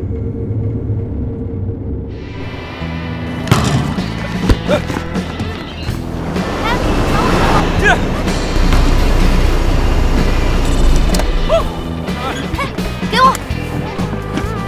来，往这边，来这儿，给我！报告！加我一个！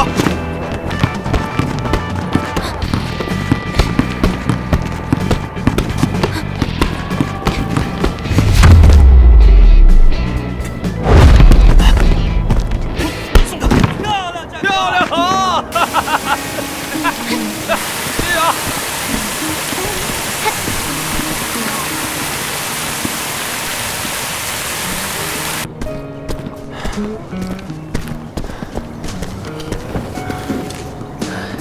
来，谢了。忙啥呢？愁眉苦脸的。哎，事情接踵而来，刚准备把达伦博斯送上军事法庭，前后，难度还挺大。也是，毕竟人家身份不一样。流程还是得走啊，不管是什么人吧，既然触犯了我们人类的法律，那就要承担相应的责任。交错了啊！没错，再来。赵炳龙首长不能白死。那家伙有很麻烦的背景，自从山海界会曝光后，跟他们打交道也变成了复杂的事。就说这个，那不止，上午又接到什么赛德纳的内参资料。什么呢？赛德纳，具体点。说是有颗叫赛德纳的行星，最近一段时间，星球的轨迹一直在跳跃。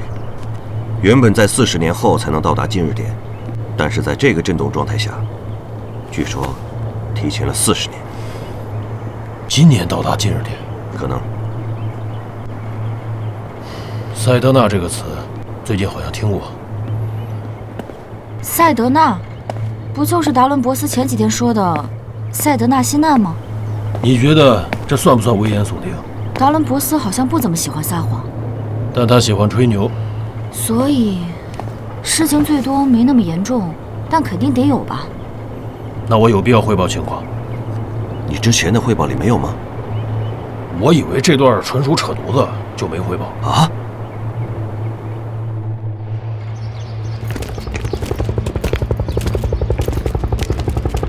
赛德纳是一颗太阳系内绕太阳系公转的深红色星球，位于阿尔特系列带，同时也是太阳系内离太阳最遥远的行星之一，超过了100亿公里，绕太阳公转一周需要11400多年。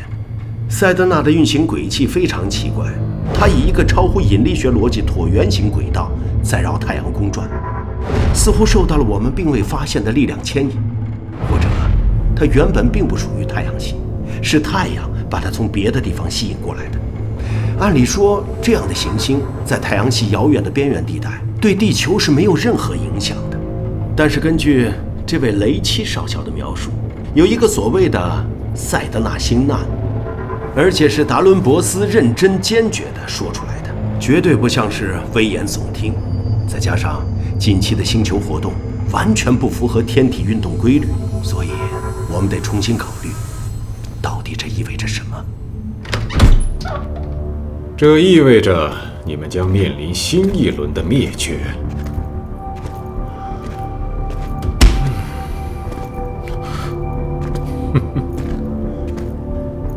我会被安排在一个很漂亮的别墅，看样子你们的法律也不能拿我怎么样。法律没有制裁你，那自有它的理由。但是，这并不代表你能逃脱制裁。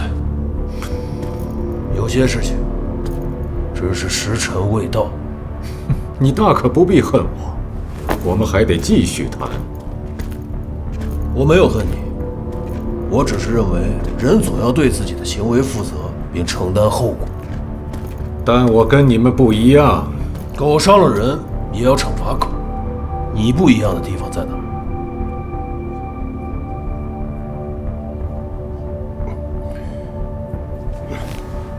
雷奇，稍安勿躁。首长，这就是达伦博斯申请回来讨论塞德纳的事情。请。我喜欢你的思路，这也是我们终有一天要反击塞德纳的理由。现在，我们来解决这重大的问题，好吗？你们两个先出去，在门口待命。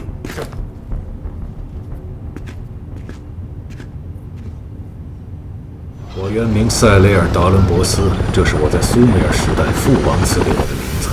我真诚地建议你们放弃任何幻想，不要与山海机会作对。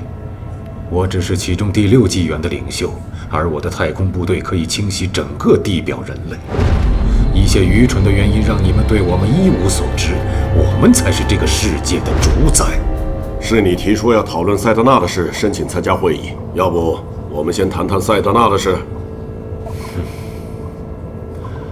它是被另外一种力量放置在太阳系的一颗歼星。歼星？哪个歼字？监视的监，就是专门监视我们地球智人文明的一颗外来星球。我们的认知，差不多就是这样。那个力量先是摧毁了天狼星。天狼星文明是我们第4纪元建立的。天狼星，又是天狼星。对，你梦到的是它辐射的影子。他们的文明被摧毁了，惹上了天际，参与逃回了地球，并藏了一个武器。他们说这个武器可以扭转世界，却又说我们苏美尔人不足以驾驭它，没有具体告诉过我们。其实我们的信息也是不对称、不准确的。于是后来，32万年苏美尔人民每隔11400年就要面临一次毁灭性攻击。说来说去，这就跟你们学说中的大过滤器有一些类似，但不完全是。大过滤器只不过是对费米悖论的一种假说，并没有实际性的根据。谁知道呢？反正塞德纳它就是存在。我们苏美尔人有过很多次抵抗，但都失败了。后来，每到那个时期，我们就都躲起来，一次又一次，躲到地底，躲向太空。他们有多强？不可理解的强，根本不在这个维度。那总得有一个基本概念吧？塞德纳就要来了，你们连中微子系统都不明白，你们没机会了。中微子系统，通过梦境感知中微子的世界的能力，是山海机会应对天机的最新思路。你们这代基本都会了，但其实发现这只是个过渡，最终的目标是要像基兰西一样，进化出弱力脑神经系统。它是关键人物。但你们理解不了也没关系。现在帮我做事，你们可以延续到下一代文明，咱们一起组建新的人类世界第8纪元。现代的人类已经没救了，都会死去，过程痛苦，还不如我们一起来个痛快，重新开始。你们都可以是未来的王族。哼，罗密啊，你告诉他我们对当代人类的责任和态度，同时也不要对狂人抱有任何幻想。今天先到这儿。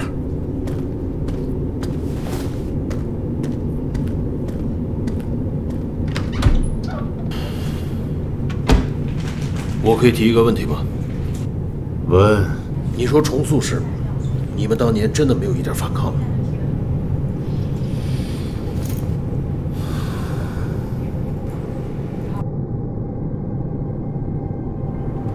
达伦博斯还是会被监管起来，毕竟他是有威胁的。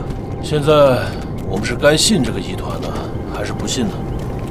其实不能不信，因为我能看到你们看不到的东西。塞德纳，我能看到，他就在天上，若隐若现，只是你们可能真的看不到。这大白天的，你真能看到点什么？是的，很小，很远，深红色的一个姑娘。那你这么说，我是信还是不信？这个你可以不信。好吧，我留意到达伦博斯说的一些细节。天狼星改变世界的武器是什么？天狼星啊，这个嘛，就是一个，贬义点的说，就是地摊文学了。哎，又是地摊文学。而改变世界的科技呢，大多数这种地摊文学里谈到的都是狮身人面像。不要小看这种地摊文学，空穴不来风，假的东西是没办法流传几千年的，对吧？也不一定，比如……哎，别杠，我就事论事。天狼星的问题，首先要追溯到古埃及，说是金字塔精确对准着天狼星。啊，这些确实是，金字塔里有很多关于天狼星的内容，什么精确的天狼星历法呀、壁画呀，还有说女娲也是天狼星人，种种的。对了，这个世界秘密武器的说法来源是有个金星男孩的故事，大家道听途说过吧？说在狮身人面像耳朵后面有个通道，从通道进去能找到埋藏在下面的外星人科技，一个改变世界的秘密。有没有说是什么秘密？那谁知道？我要知道，我就改变世界了。达伦博斯说我见过天狼星，但我回忆起来，那确实是个梦。我梦见狮子、石柱、平墙、金字塔。但现在说到狮身人面像，我忽然觉得好像这些都能联系到一块儿。你觉得呢？你该不会相信梦吧？可达伦博斯能知道，那就不简单是个梦了。要说这狮身人面像呢，确实有很多谜团。就埃及那块儿，各个金字塔都有历史记载其来历，但狮身人面像不一样，埃及历史资料里是没有记载的，根本不知道什么时候建造的。而且说是这个狮身人面像是挖出来的，一开始只看到一个头，20多米高，出现在地面。然后有一个外国工程师叫埃米尔·巴雷兹的，带着工程队挖了11年。1936年的时候，挖出来一个庞大的身躯，长73米，趴在地上。可是，金字塔、狮身人面像那些，很多专家学者都去考古发掘。真要有什么秘密，不早就发现了吗？也对，这些不足以支撑我们去朝那个方向发力。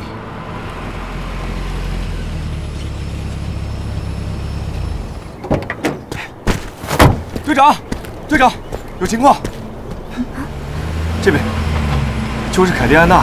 开始我也不信，搜了又搜，问了又问，但是她就是要见你。凯蒂安娜是？哦，是在求阿里岛行动的时候认识的，美拉国黑豹突击队的女队员。当时就是她第一个一枪爆了达伦博斯的头。那挺厉害呀，金发吗？金发。嚯，有个金发美女要见你。哎，哪儿啊？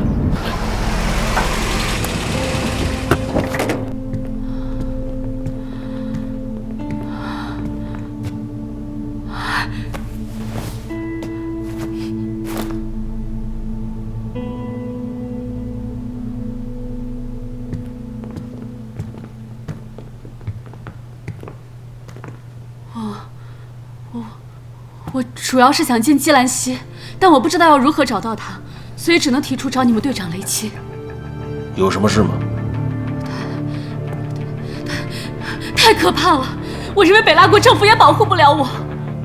那我们可以吗？啊不，你们也不可以。但他，我认为他可以。来，坐下说。自从上次行动后，我们便回到本土。后来一个晚上，我们2个战友同时在一个梦里被杀。什么？一个梦里被杀？至少看起来是的。他们男兵寝室，一个室内有4个人，同时2个人一起说着梦话。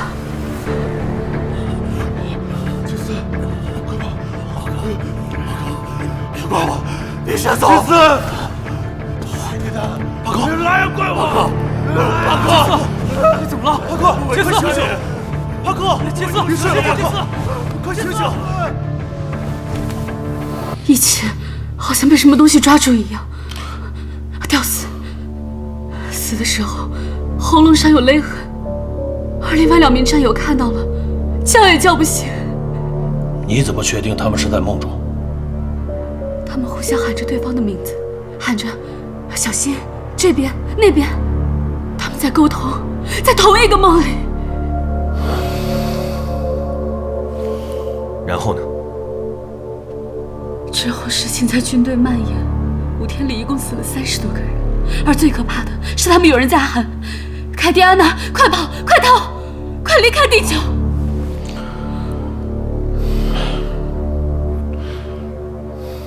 那你为什么找到我？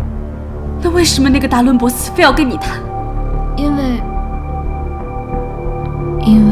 为你能看到别人看不到的东西，你能看到我屁股上的梅花印记。这个梅花印记被一个恶鬼烙上的，也只有在梦里能看到。关键是这个印记，后来在我梦中的潜意识里就一直在。这里在现实中没有，但是在梦中我一直有这个，我理解不了。可是你看到了，你就不是凡人，所以我还说我会来找你。好吧，我看走眼了，我当时没分清是真实还是梦中的。所以你真的能看到点什么？也不是什么都能看见，而且主要是能感知到一些脑电波的信息。对不起，我今晚一定要和你睡，我怕我独自睡去后就再也醒不来了。雷奇，还记得那天晚上在北拉军驻点，晚上在梦里袭击你的怪物吗？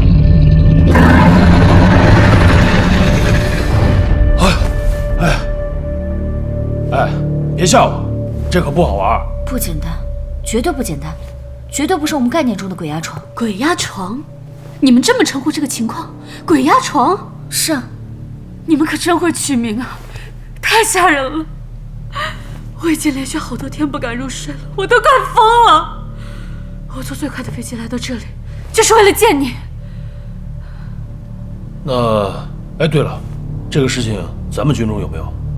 这我可不知道，得查查，因为我在北拉军基地时，一个晚上也遇到类似情况了。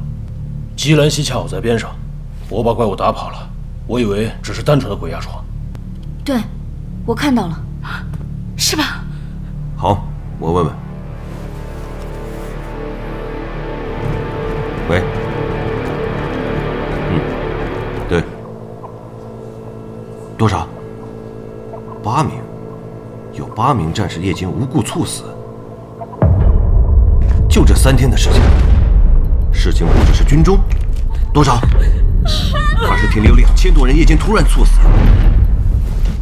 好，我明白了。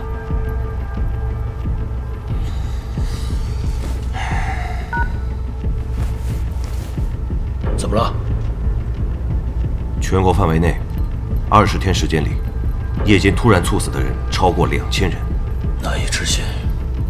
也就是说，早在去见达伦博斯之前，就已经开始了。我的天哪！以后谁还敢睡觉啊？死了算了！嘣！毕竟你是北拉军特种兵，我们怎么能相信你呢？你们现在没有任何必要相信我，我只希望你们能救我。刚刚跟北拉军那边沟通了，情况属实。北拉国在20天内有超过1000多人夜间突然猝死。实际上，全世界都在发生这件事情，而且很可怕。我们联系了大约100多个国家，反馈下来，应该超过了1万人，在20天内突然死去。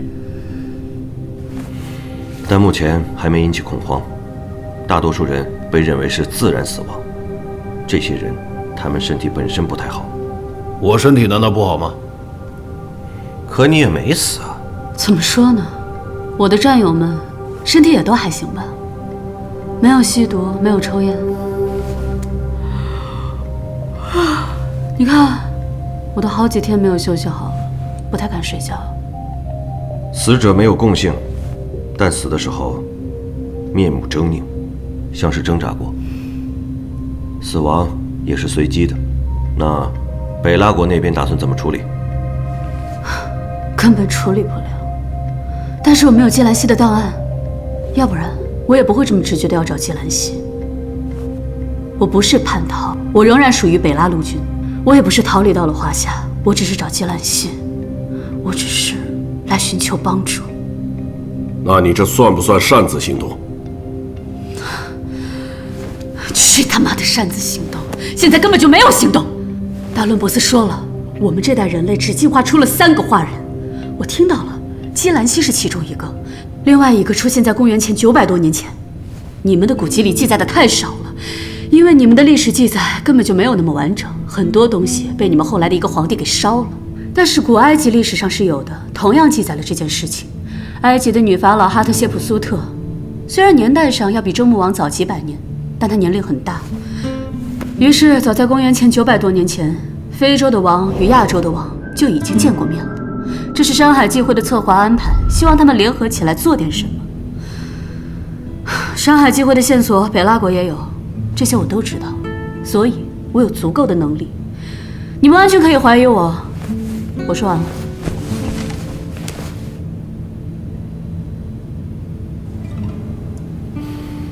那第3个华人呢？我希望我自己是。就是不知道呗。我们什么时候去埃及？去埃及做什么？我好困。我凭着直觉要找基兰西，然后直觉告诉我这一切又跟古埃及有关，尤其是那狮身人面像。我们也做过调查，里面藏着能够改变世界的秘密。那查到了什么呢？查到了个屁，一堆破烂。那你还要去？因为我们没有化人啊，我们跟你们不一样。我们北拉军大多数人都相信，那是一种武器，用来对抗恶魔。我现在不知道我还能相信什么，何况我经常梦到那儿，感觉我的生命会在那里得到升华。你也梦到那儿了？很奇怪吗？那确实，我也觉得应该去。这样吧，抓紧时间，就当派你们先去考察，见到什么东西都不要动。我会安排物理学家马荣兴跟你们一起，但这不是军事行动，是旅游。旅游也行，死在快乐途中也行。既然这么困的话，那就去休息一下吧。那你不如直接给我一枪，把我打死得了。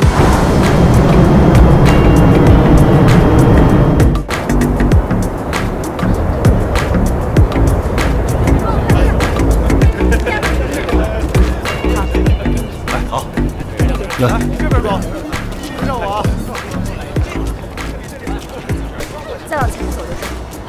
这边那个。哦，不是，那个是前发的。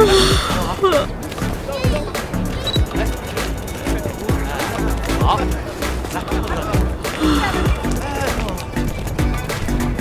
来。帅哥，今晚你能保护我吗？看情况。你倒是非常开放。哎，现在我的状态，看到帅哥也没精神。行，那边就是狮身人面像。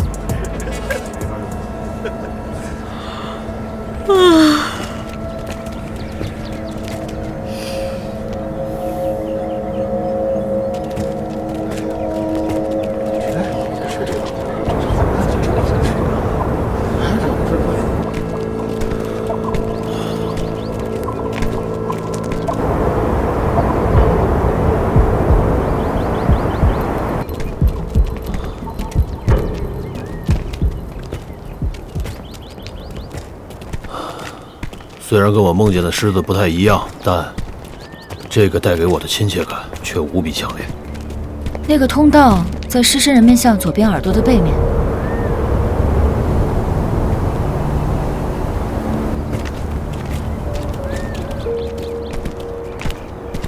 哎，你们怎么这个时候才来？现在不开放了，你们进去的话会很危险。好吧，我先走了，你们少待一会儿好吗？好，拜拜。哎，拜拜。啊，他就是告诉我们时间不早了，不要在里面待太久，晚上没人值班。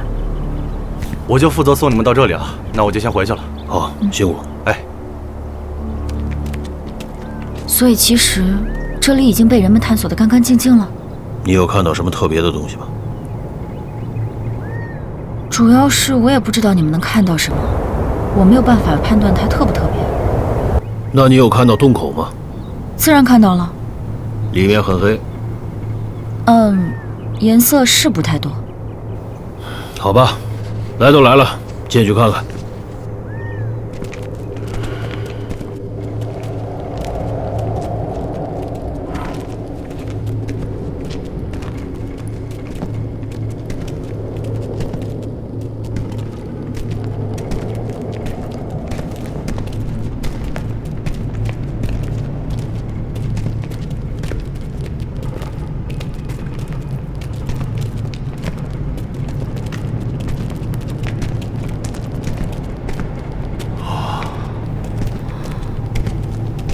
如果古埃及人不长这样，又偏偏把人物画成这样，是不是很奇怪呢？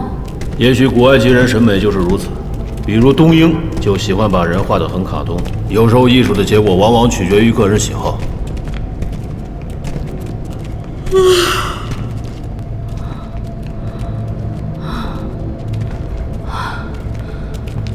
终于快到终点了，我有点扛不住了，大家别离开我。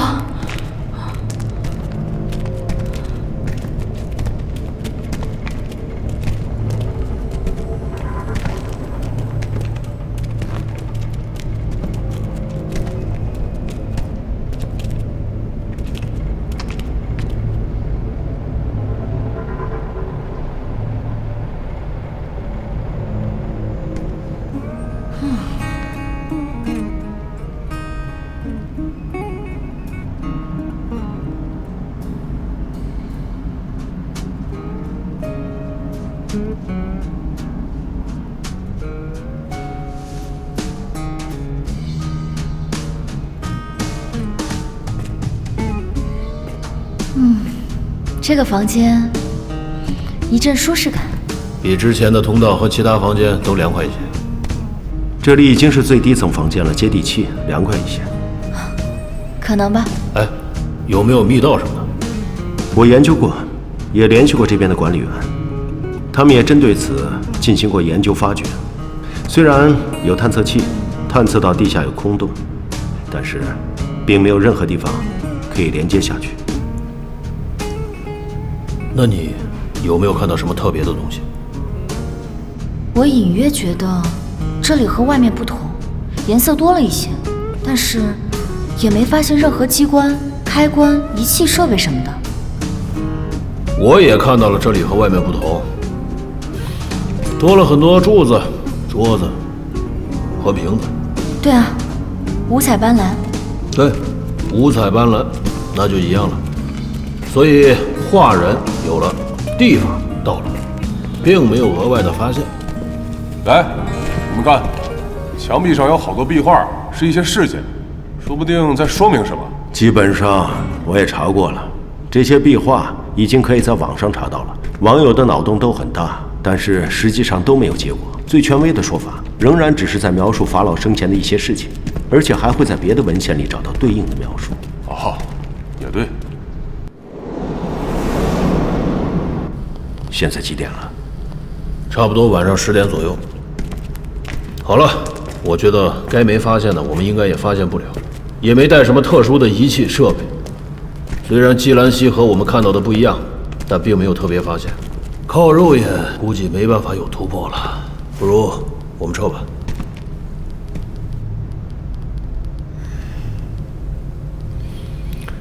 所以我应该是灵魂在这里得到升天了。其实也不一定，可能没你想的那么玄乎。帅哥，约会吗？啊。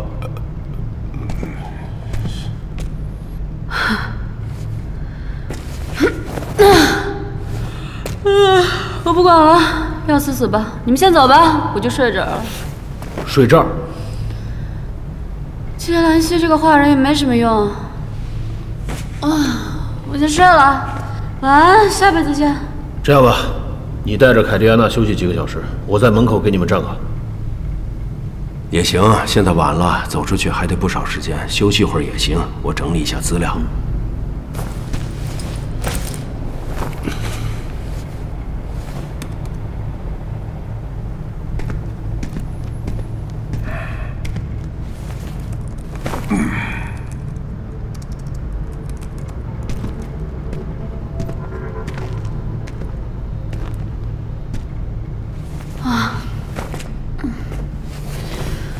你别走。好，我不走。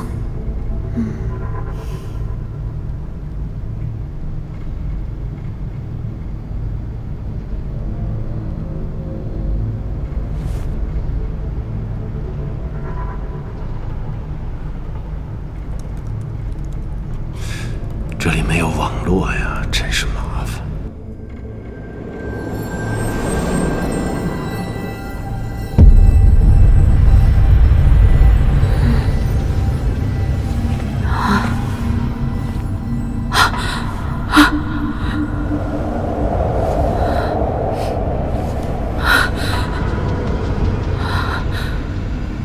我怎么会在这儿？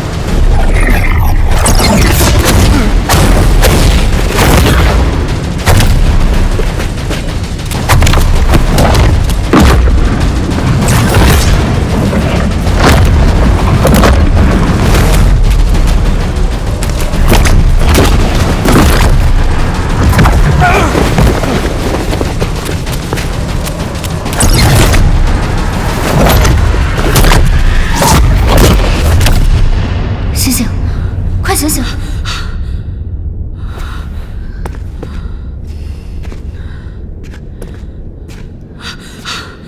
怎么了？来了。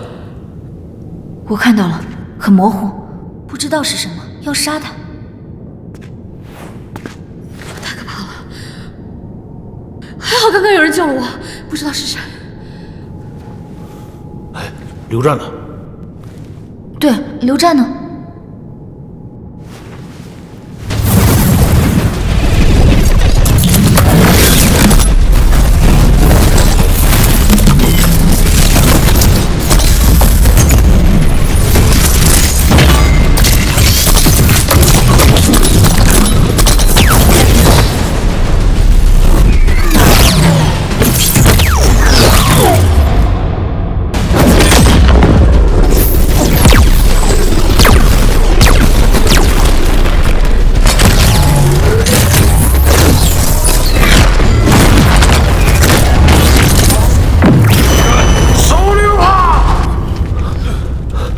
刘战，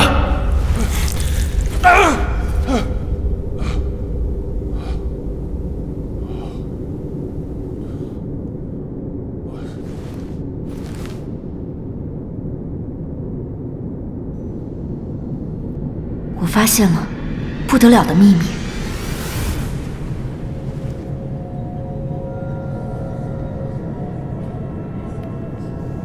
来来来，都坐过来，给讲讲。怎么了？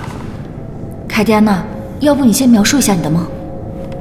我睡着了，醒来发现你们都不在，然后有一个，吓死我了，一个人形的东西，浑身像一道流动的光，然后他走进来找我，然后要杀我，然后就有人救了我。你呢？啊，我和他差不多啊，神奇，就在这里，我听到有人喊救命，就看到一个奇怪的人，穿着盔甲飞天遁地，在攻击一个美女，我也不知道是谁啊，我就去救她，然后发现自己被绳子锁住了，我去挣扎呀，就过去跟他干了起来。流动的光？什么流动的光？不是，不一样。反正也对，兰溪之前说过象限事情，等于你俩梦到了一块儿。应该没错，我看到了他们两人同时出现。哎，你们说有没有这种可能？那个科技设备就在这个房间，但是只有在梦境中才能看到。完全有可能，中微子特性就是如此。那么，我们一起睡。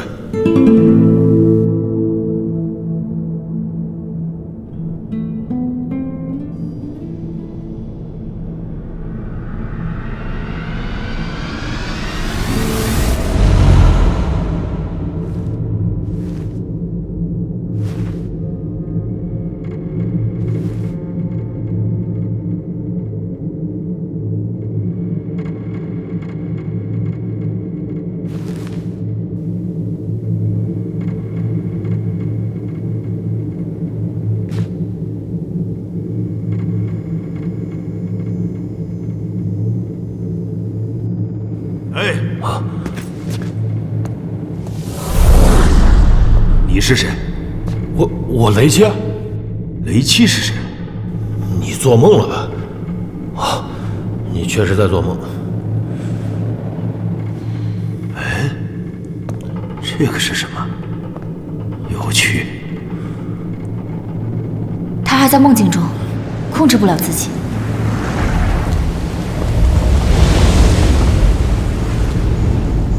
你是兰溪？你怎么这样？哎，这模糊的身影，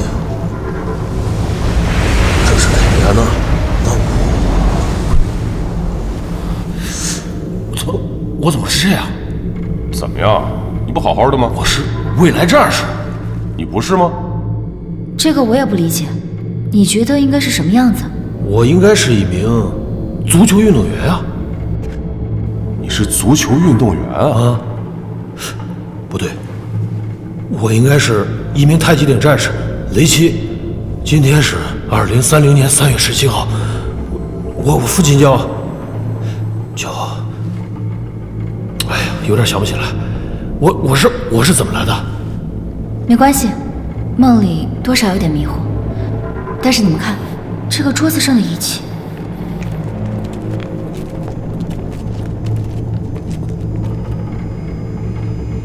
这像不像粒子对撞机？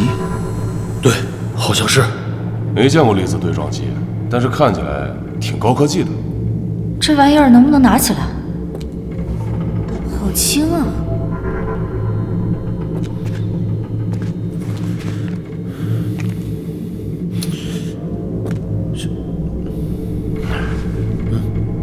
这就是个模型啊！玩我们呢？也对，如果这个是粒子对撞机，那也太小了。实际上，真实的粒子对撞机要埋在地下数公里，然后长度达到数十公里。这个这么小，都在梦里了，还在乎大小啊？这是梦里。哎，你们看那个窗通向哪儿？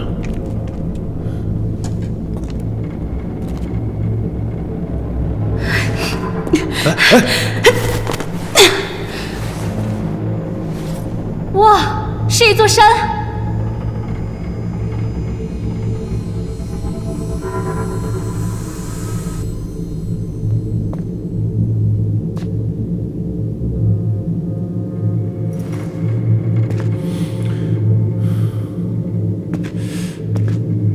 不知道这外面通向哪儿，也许出去之后是另一个世界。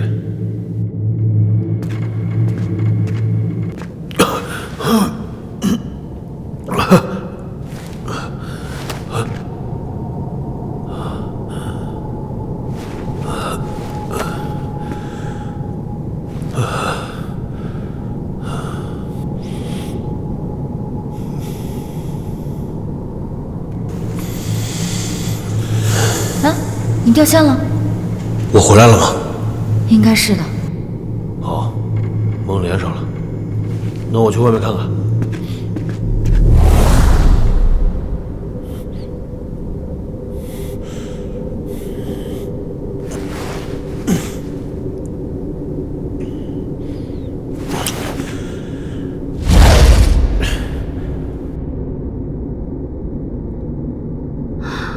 这里看起来像神山呢，我去看看。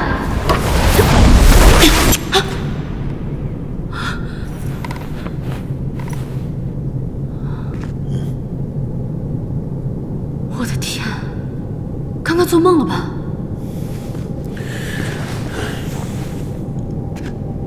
哎，醒醒，醒醒！兰溪，醒醒，醒醒！咋了？才几点，让不让人睡了？还睡什么？都起来！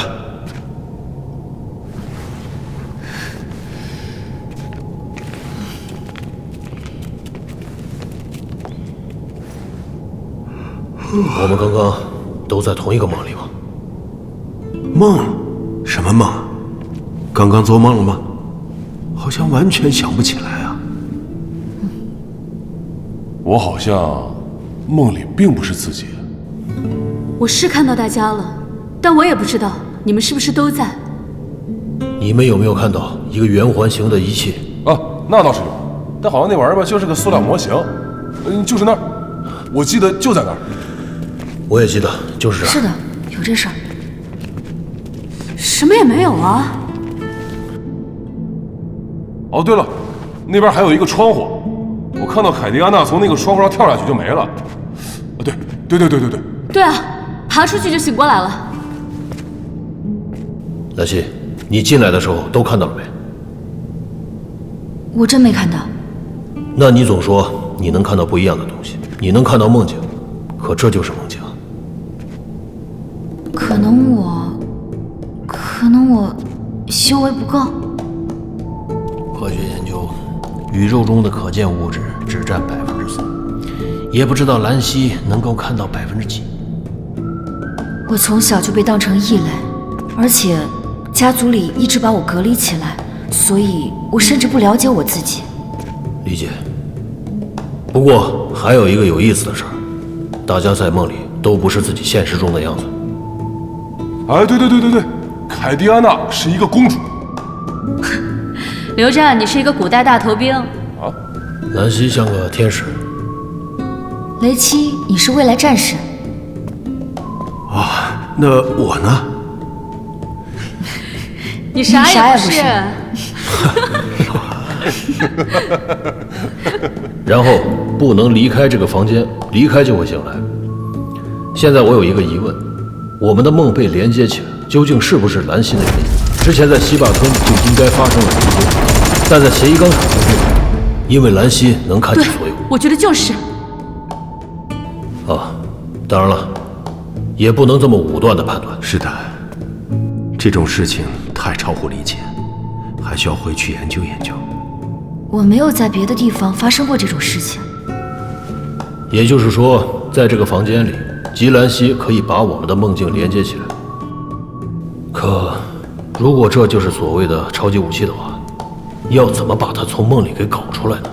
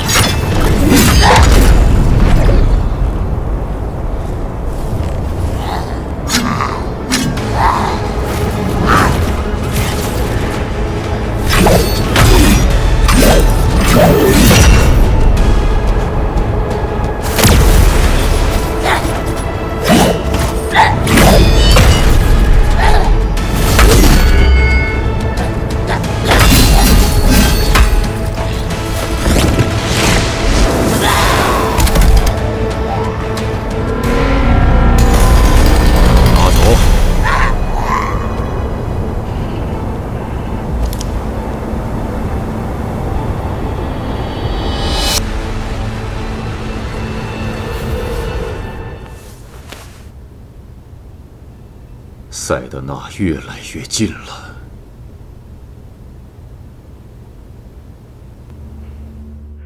内参报道，世界各国夜间猝死的人一直在持续变多，15天内已经有21121人在夜间死亡。而各国专家做出了研究，在死者们的大脑里检测出了一种类甲烷核物。现在，这种核物从性状和含量上分析，对人体是不会有致命危害的。这种类甲烷合物被学术界定名为烈性甲烷。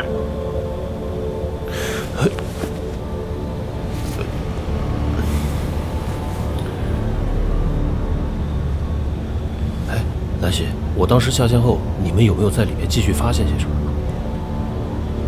哦，有的。我们发现了桌面上画着一张图，是一座山，而凯蒂安娜在窗外也看到了一座山。我刚刚想到，那是不是说，其实确实有一个粒子对撞机，但是不在金字塔的地下，而是在那个山下？极有可能。毕竟，如果按照这种级别的科技，在山底下造对撞机是更合理的。总不至于在金字塔下面。那你觉得可能是哪座山？那显然是昆仑山了。别告诉我你们不知道昆仑山死亡谷的事情。好像有这事儿。那里的刃战士传说，也就是螳螂人传说。我看到了那座山像个仙宫，第一反应就是神山。然后呢，基兰西的祖先周穆王去见西王母的故事，就是在昆仑山。那你之前还说去埃及见法老呢？可能是一起的喽，或者大家在昆仑山见面呢。刃战士是怎么回事啊？刃战士的话，这事儿恰好我知道。当年我20岁的时候，参与了一个探险项目。这里的磁场发生了奇怪的变化。是，太奇怪了。等等，你们看前方，那东西在动，那是什么？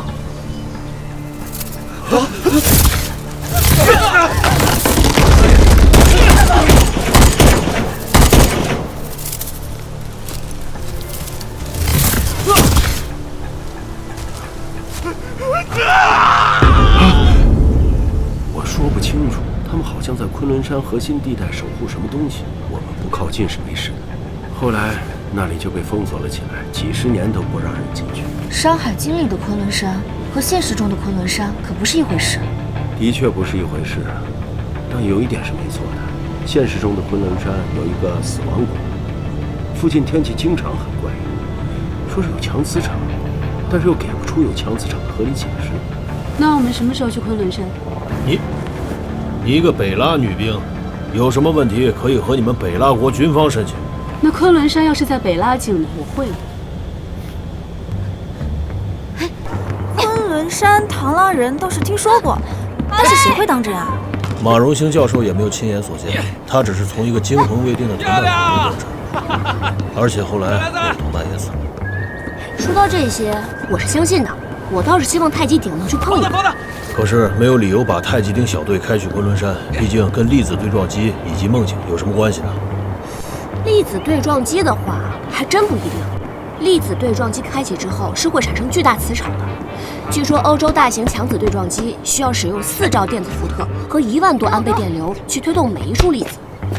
尝试的磁场能量是多少来着？换算差不多等于地球磁场能量的10万倍。哎，你说那个昆仑山死亡谷磁场混乱，这就很关联啊。那我脑洞开了，神话中的昆仑山和现实中的昆仑山说的不是同一座山，那是神山。但是有没有可能，所谓的真昆仑山，实际上就是一屁股坐在死亡谷上面的某个大飞船，然后飞船开走了，就变成死亡谷了呢？那你脑洞，我也脑洞。死亡谷下边是一个超级喷射器，将月球喷射到了太空。哎，不是说神话中月球曾经还是和地球相连的吗？你脑洞无效，那你脑洞也无效。哼，我来脑洞。这些再加上螳螂人之类的守卫，似乎那里是一个未知的科研基地，用类似粒子对撞机之类的量子力学工程设备。这个脑洞我觉得有效，事情又变得有趣了。有效，有效。正好达伯被软禁起来了，可能他知道点什么，我让凯威帮我去调查一下，顺便找找专家研究一下梦境相连。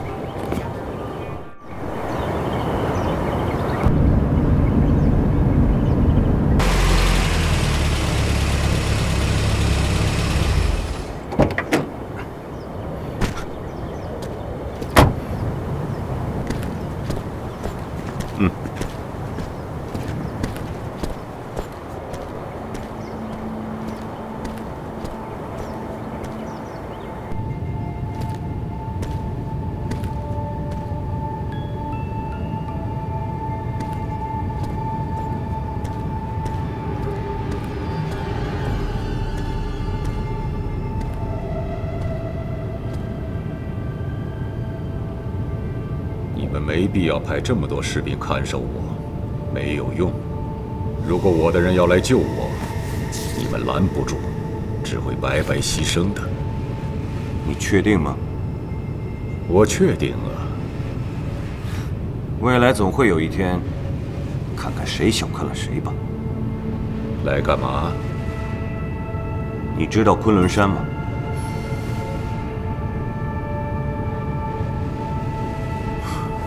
当然知道，神山嘛。下面有什么？我建议你们不要去，你们还理解不了。不去就更理解不了。那是更强者的领地，那是我们的国土。哼！喂，拜托，你们才来地球几千年，你们说这是你们的领土？领土是什么？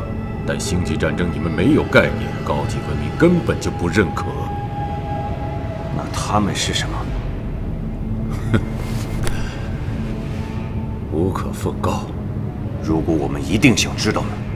不要过来问我，自己搞定。根据大家的资料信息，我觉得真的是太神奇了，太兴奋了，梦境相连，闻所未闻。既然如果和中微子的活动有关，中微子的速度无限接近光速，而且几乎可以穿透一切，也就是说，从你的大脑穿透到他的大脑是几乎光速发生。那有没有什么办法把梦里的东西搞出来？梦里的东西怎么搞出来？天方夜谭啊！既然我们大家都看到了，而且描述的形态一样，那就说明它不是只存在一个人的梦里，它就是客观存在。好，我们假设它就是存在的，那么要怎么把它从那里拿出来？我认为这就要考虑到弦论了。弦论，简单说，组成万物的最小粒子是夸克，夸克则是由弦的振动产生的，弦是最小的不可再分的能量。直观的理解为，弦的振动产生了万事万物，所谓一生二，二生三，三生万物。也就是说，控制了弦，就控制了扭转现实的能力。那要怎么按？我知道你要问什么，要怎么控制弦呢？我可以这么说，没有人可以控制弦。首先，这只是一个假说；其次，有能力控制弦，那就是至高无上的创世神。等于没说。那昆仑山下的粒子对撞机？哦对，如果算上这个变量，那就不一样了。所以啊，我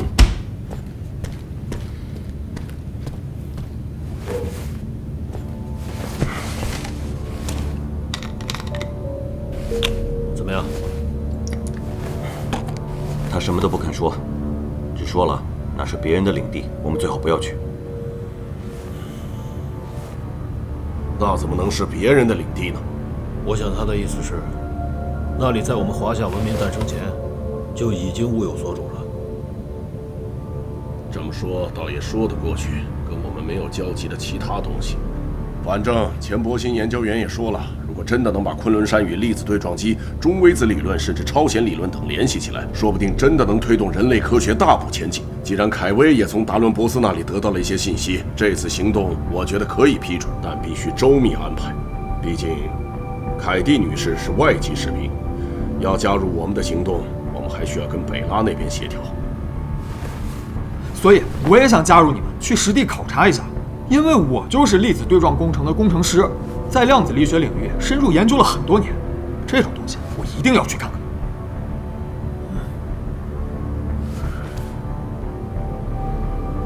署长，首长，您昨晚也被梦鬼袭击了吧？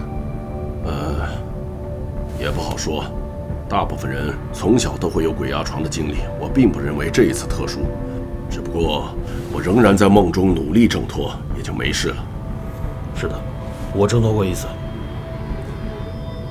你们真厉害。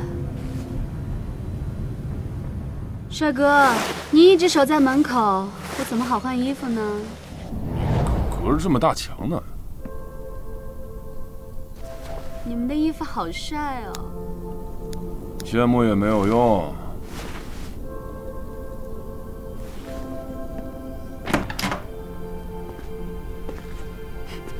怎么样，好看吗？也挺美，恭喜啊！在双方的努力下，你暂时成为太极岭外籍联合队员。放心，不用太防着我，我待不了多久。解决问题就回国。也没防着你。确定不防？不防，小心我偷走你的心。不带这么耍流氓的。谢谢你救了我啊。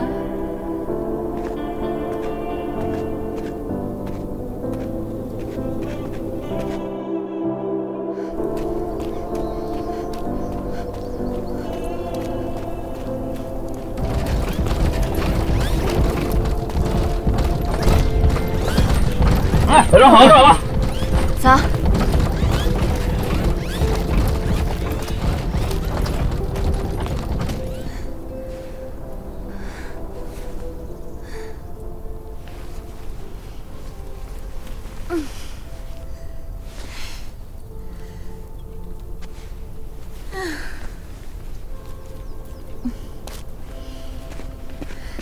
早，兰溪。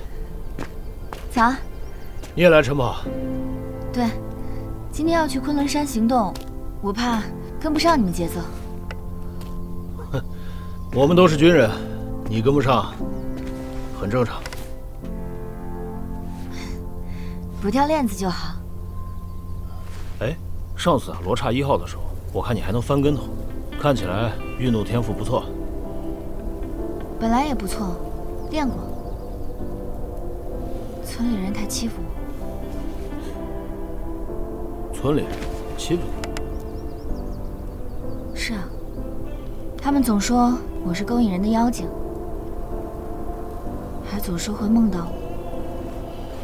其实对我来说也很困扰，我经常精神不好，很痛苦、压抑，也不知道什么原因，也不知道跟谁说。其实现在梦到你，并不算奇怪，我也会，经常。那可能你梦中的我形象不太好吧？还好，还好。兰溪，其实一小车准备出发去机场，快集领小队，请做好准备。我得去找苏文清点装备了，兰溪，你也去准备一下。好的。所以今天咱们又需要有什么作战思路呢？凯蒂安娜的装备准备好了吗？嗯，里面那套。好，那接下来勇闯昆仑山。真的吗？真的要向神山挑战了吗？可能是吧，我们也不希望真的有什么能打起来。不过达伦博斯确认了那边有另外的力量，那就不得不考虑了。你这边生产一道太极鼎需要多久？现在的话，我们1天内能装配1套。那效率不错，1年就能装配365套。是吗？真的要大规模武装了吗？可是石墨烯的生产工艺还不能大规模量产，其他环节的生产跟不上，也是没办法量产的。现在1年能出来20套，算是顶天了。上次你提前预约的破甲高容电钻弹击炮不错，给整一台。这个呀，得有一套足够雄伟的动力装甲来扛才行啊。让谁来拿比较好啊？军区里还有更猛男的吗？那必然得有啊。申请调优行吗？哪能不行呢？给我个时间。那1分钟后。1分钟。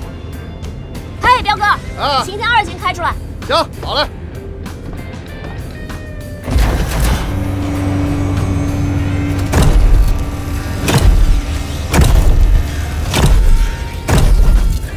嚯，你这个是跑晴天啊？那算什么晴天啊？我这个才是。这个走路有点慢啊。外骨骼动力装甲，当然还是要看操作人的身体素质的。也有道理。现在我需要点赞，可以吧？不会延误更多战机吧？这个不会，这个绝对不会。点赞，点赞。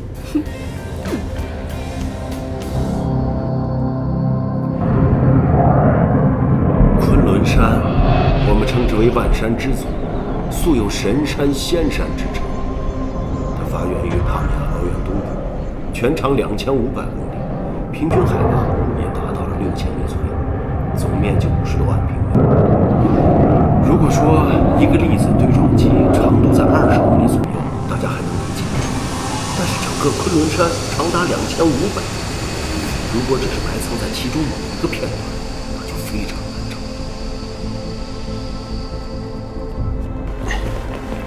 大家先工作吧。是。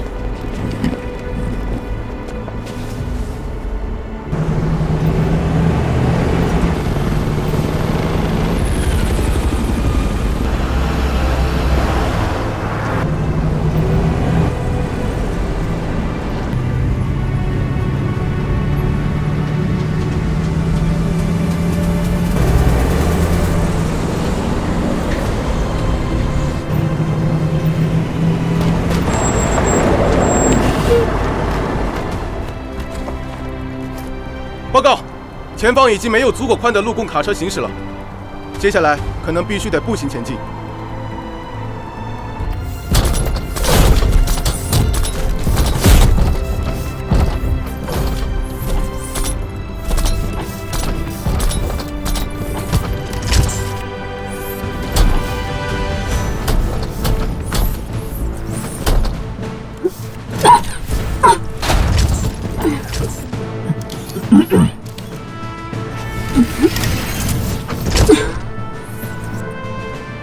哇，你们的太极顶装甲真厚实，动力更大。能让你有机会穿上我们的装甲，交涉过程真的很复杂，经过层层审批才稳定。不知道该怎么说，我觉得我们现在面对的敌方已经不是我们自己，沟通机制就该简洁一些。走吧。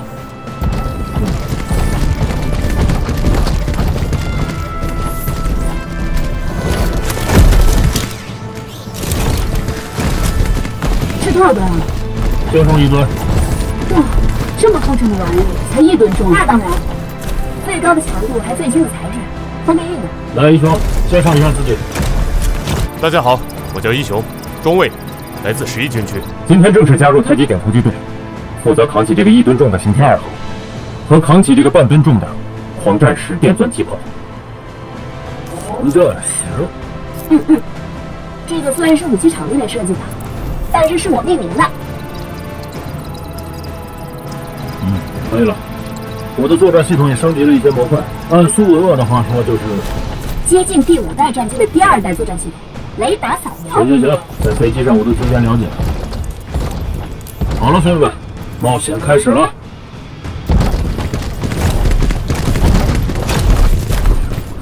这太适合我了，从小就有这样的梦想。不太适合。你看我学的多快！你踩过钢锹吗？弹簧钢锹，找找那种感觉。哦，我是少，反正就是有点运动神经不够发达。前锋部队即将进入密林，我们在这里做好标记，准备投放无人机，无人机侦察网展开，确保覆盖每个角落。前方的盆地就是死亡谷，没错，它是个盆地，并不是一个狭小的山谷。这里虽然很宽阔，但是传言生物进去了基本不能活着出来。太极顶小队准备进入传说中的地狱之门，不过已经被勘察过了，只是个山洞，没有危险。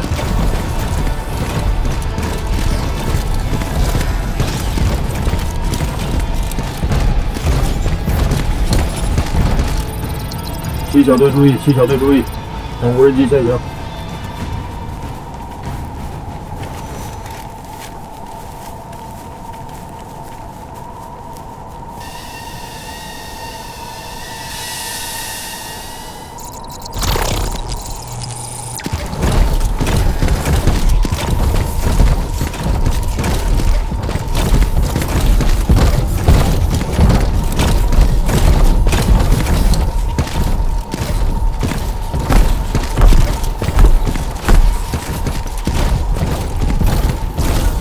这里看起来没什么。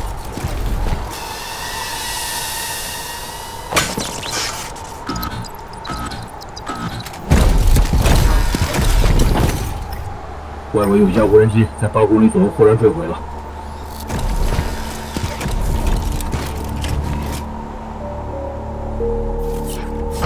接，继续前进。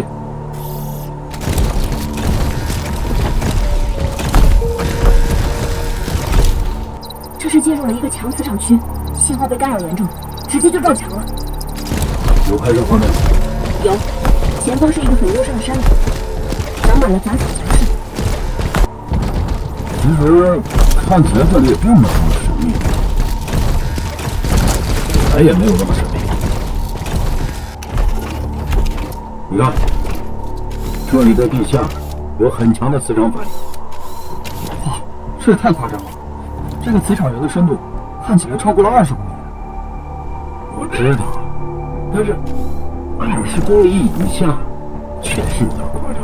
世界最深的自然深度马里亚纳海沟才11公里，而人类挖掘的最深的深度是罗曼诺夫的 OP11油井，也就是12345米。35公里以下就是地幔层，你这走了一大半了。而且探测器也不可能探测出20公里以下的精度，这个太远了。我国的最冰沙暗物质工作室也才到地下2400米。这个我了解，但是我们面对的不是一般的科技，他们可是连做梦都能做到一起。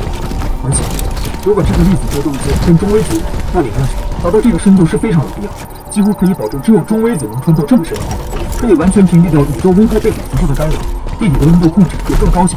那它就是一个最纯粹的中微子实验室。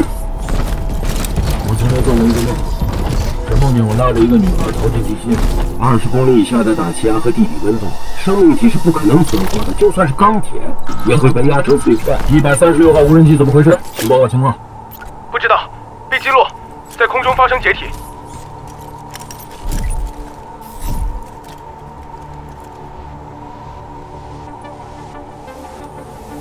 好像有点起雾了。明白。大家注意警戒，无人机被袭击了。别急，队长，我觉得很不舒服。怎么了？我们实际上在一片红色光的笼罩中。可是我们看不到，我没法判断。蓝鹰2号，蓝鹰2号，注意空中支援。蓝鹰2号在，除了有点没有发现任何可疑异样。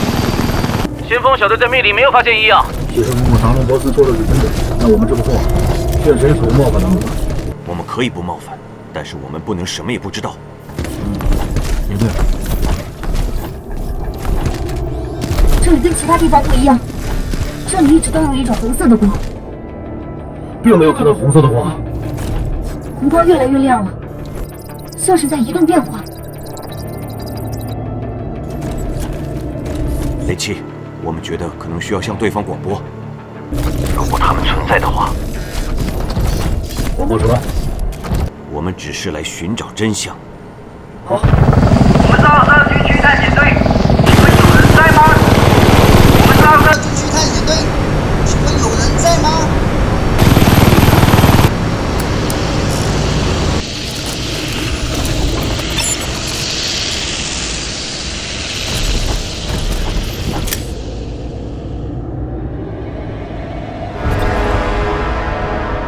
又有什么情况？这是一串2进制代码，我能破一套。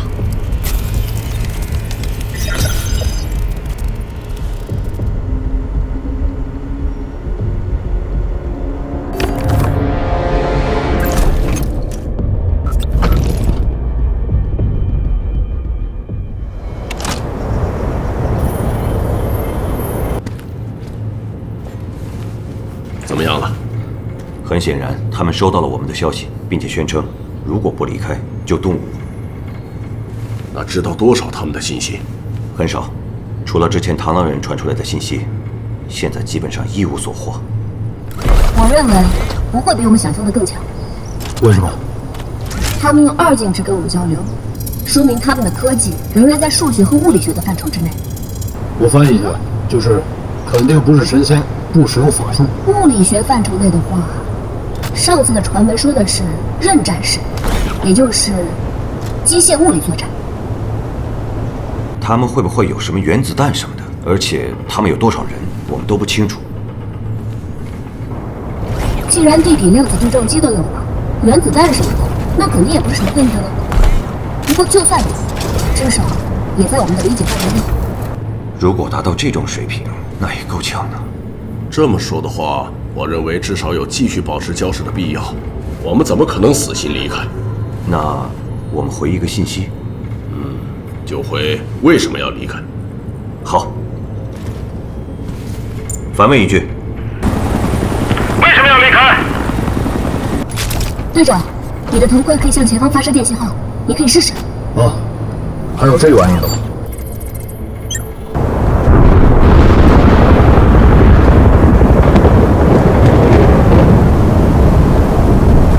可不就是法术吗？这不可思议啊！这就是戏法吗？什么戏法？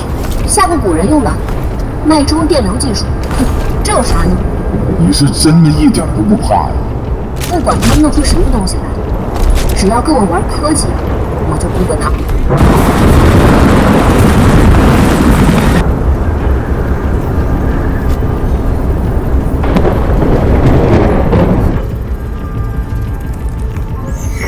这次的信息比较明确了，说的是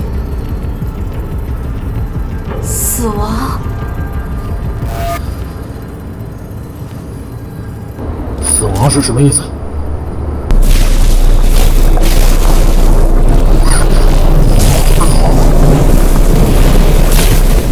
听行下凡了呀！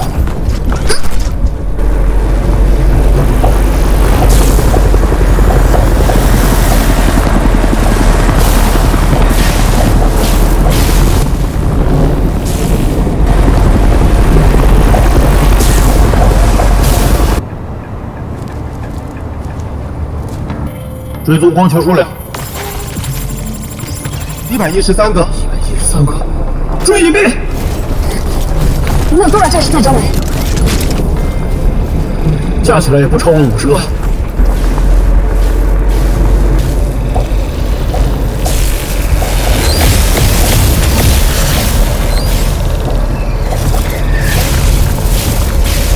啊！被攻击了！被攻击了！出现伤亡！出现伤亡！不知道是什么，他们在肆意杀伤我们的战士！他们排山倒海的过来了！有攻击吗？来了！来了！飞机！压断！来了！实在又打不动！我们的小队被袭击，手段残酷，他们没有任何留守。所有单位准备战斗！这我还以为就那么1、2个呢。113个，113个，这就是一整个连的部队。靠近一点，来信，准备打上了。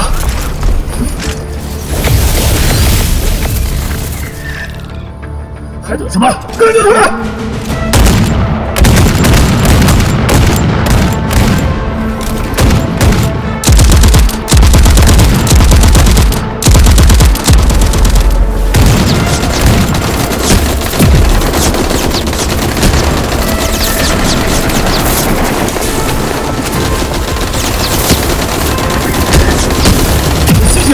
看起来又是机器人，而且 AI 更简单，就是数量太多。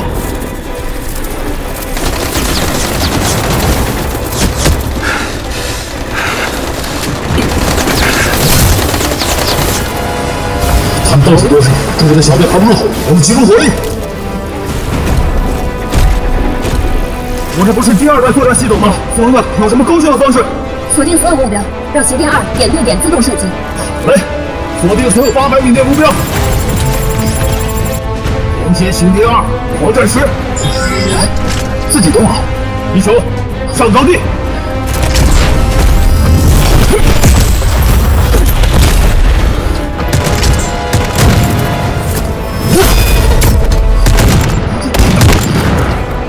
刚刚那一跳，直接跳没了2%的电。稳住你的狂战10，没问题。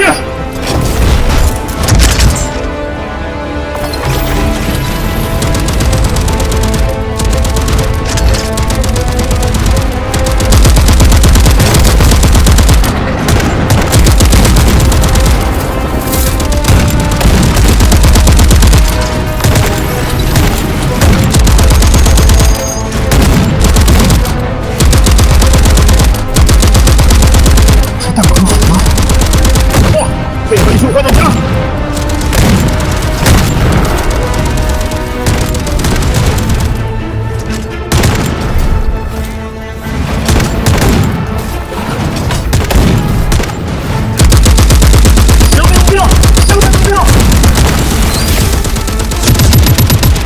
数量太多还可靠，可能需要呼叫远程火力。这边几个，开2号射击。特别武强，大家伙也不能完全解决问题。你有办法吗？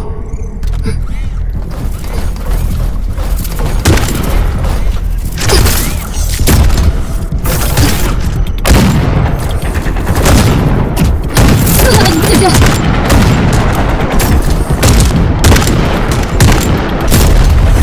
别别了！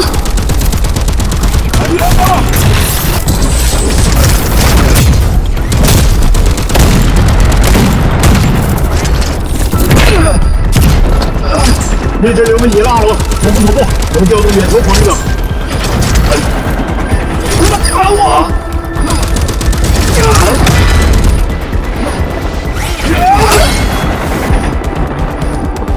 要比谁的都快吗？你们赶紧加炮，我来给你们拖延时间。准备开口。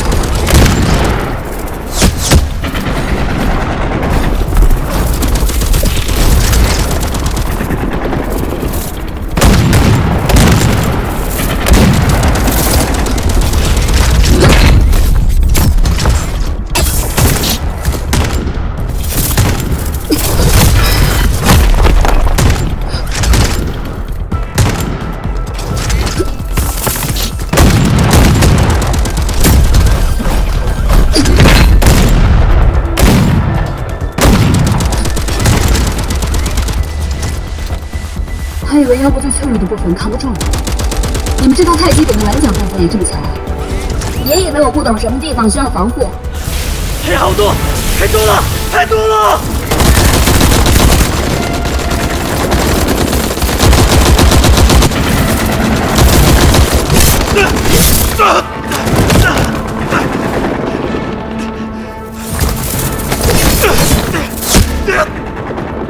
再接再厉！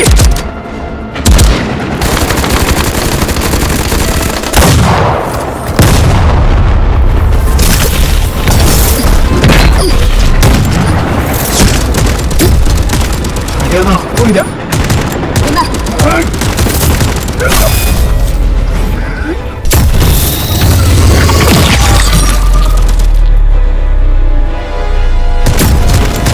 你们的人也是血，远程火力炸了。有战，爬得起来吗？这个渺小！你们过来，我们集中火力打掉基础敌人！看我！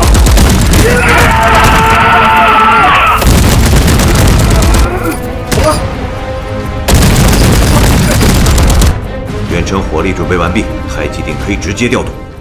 位置已经全部同步完毕，远程火力准备开火，呼叫轰炸，捉田！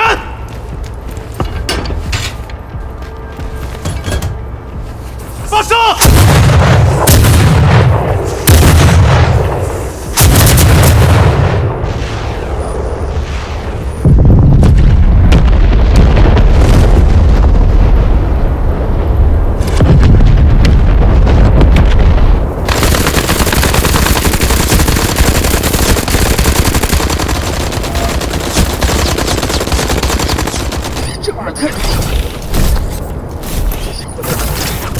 一堆人工妖怪真下头！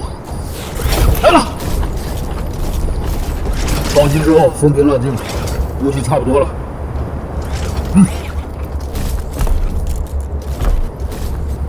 不知道为什么，这些家伙看起来跟未来科技一样，还是打起仗来还挺有5000年前。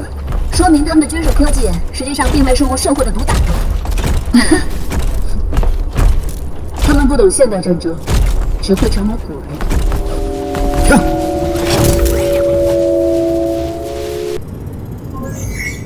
哦吼，他们说停战。哼，先攻击，一看打不过就跟我们说停战。长官，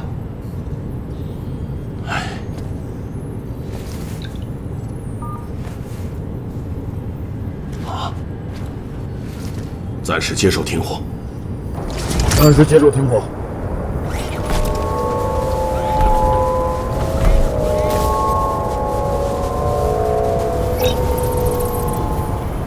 证你能安全到来，也确保我们安全交流。他说他来了。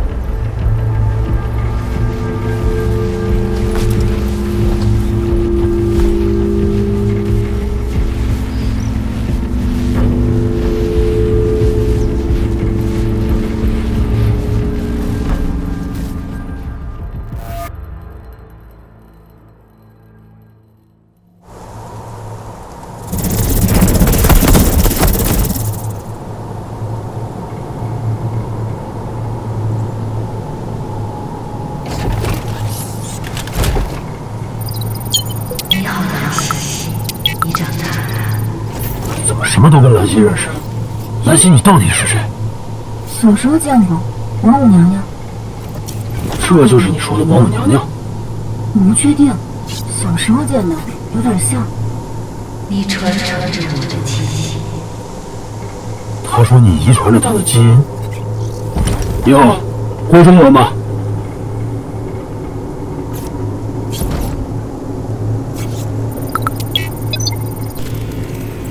对方回答：“你们应该学习2进制语言，这样才可以跟其他科技文明交流。”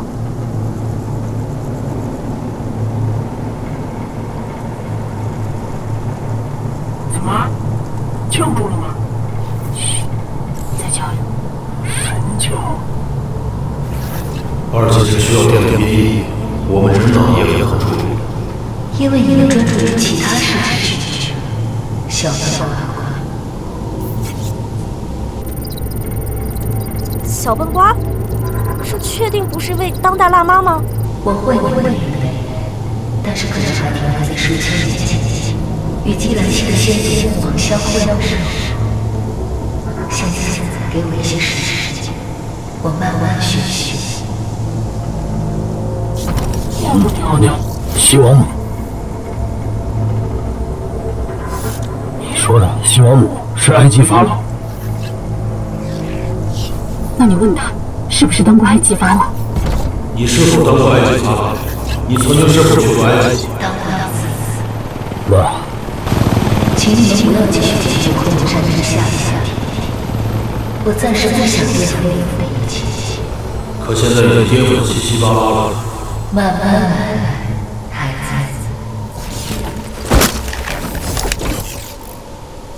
那怎么解决我的问题？怎么解决梦鬼？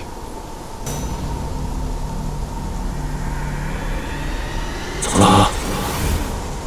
这个女性是不是住塞德纳的邪灵？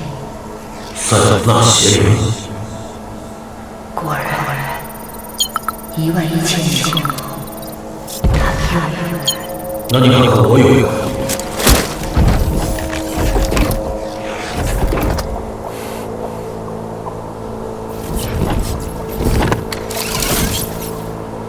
是，你也有，你们很多人都有。你怎么看看你？你们可以注射肾上腺素，你们这一阵比上一阵强。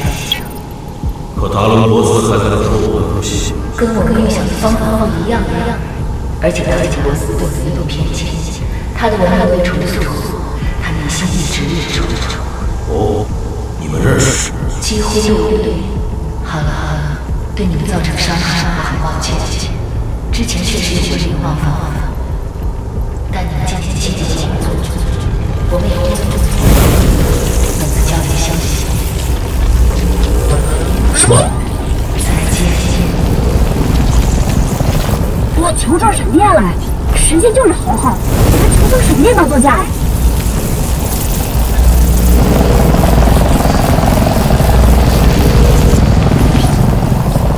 你不是不信神吗？那我该怎么称呼他？交流电女王？对啊，怎么称呼呢？你们可以简单的称呼我为何秋秀。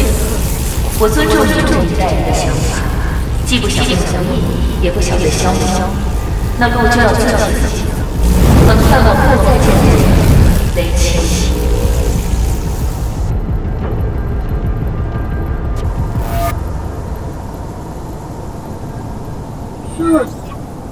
分开来看，每一个原理我都懂，但合在一起就是没懂。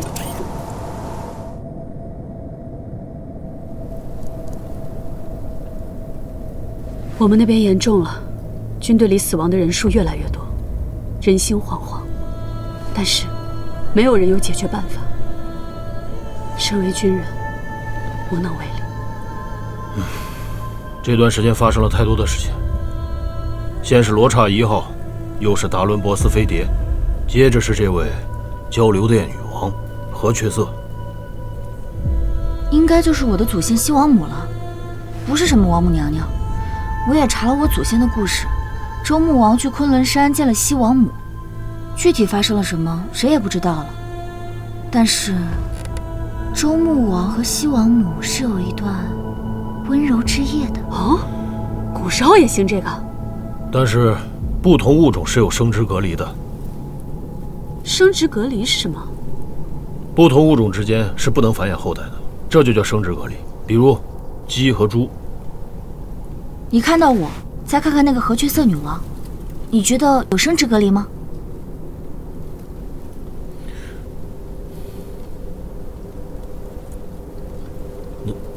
那不会，咱们之间也有生殖隔离吧？是不是想试试？如果我说为了科学研究，我不信你只是为了科学研究。怎么了？这次行动4名战士牺牲，22名战士不同程度受伤。这个行动的责任，罗密将军全部扛下来了。好在，何雀色女王确实出现了，留下了一些信息，也算是没有白行动。可惜，昆仑山地底探索任务终究是叫停了。很遗憾。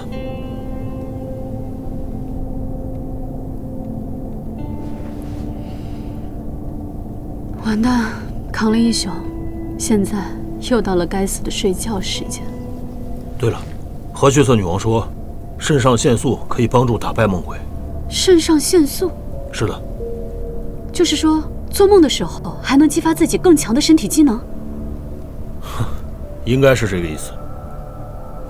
真是个好办法。来，什么时候给我注射一支？我来当小白鼠。这事儿也不能一直这么耗着，我们就应该想办法解决。我们来做一个实验室。实验室？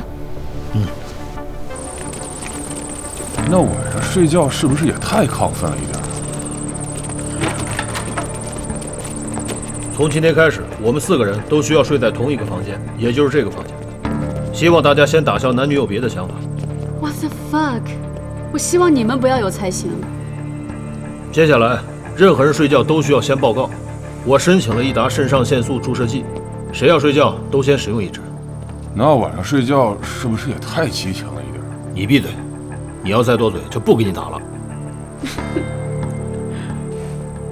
兰溪如果有办法让我们梦境相连，就最好了。实际上，如果睡在同一个空间，应该是直接相连的。我的队友就是这样死的。那就更好了。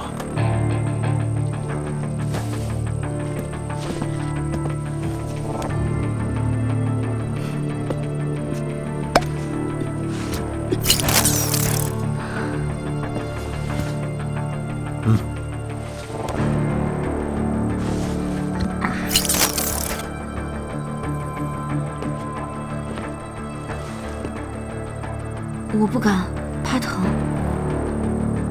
我来帮你。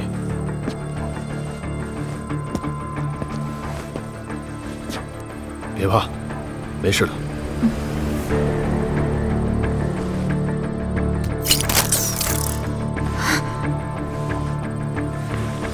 你看，快得很，没事的。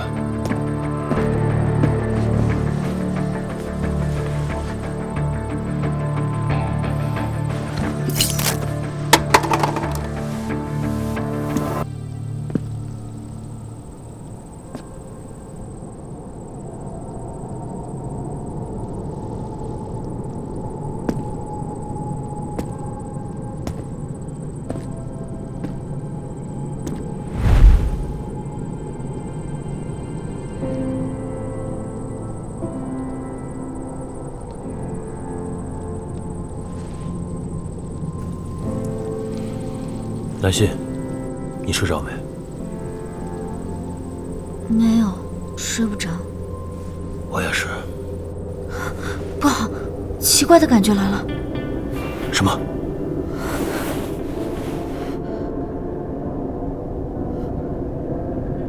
有一团颜色进来了。他来了吗？不知道。你怕不怕？有点。要不然，你睡我这边来。好。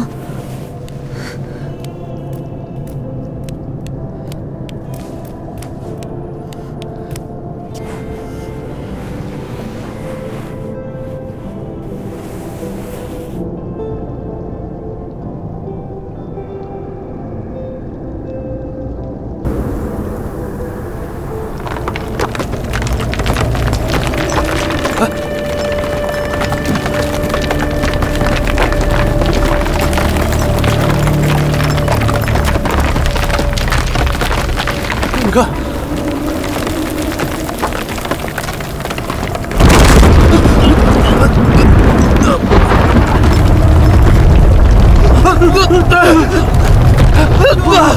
快走！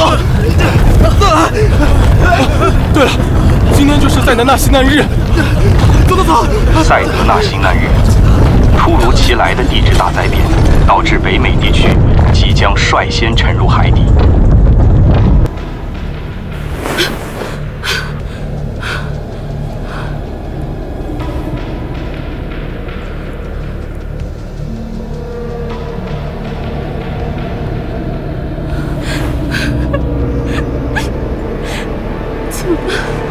我的父亲母亲在哪？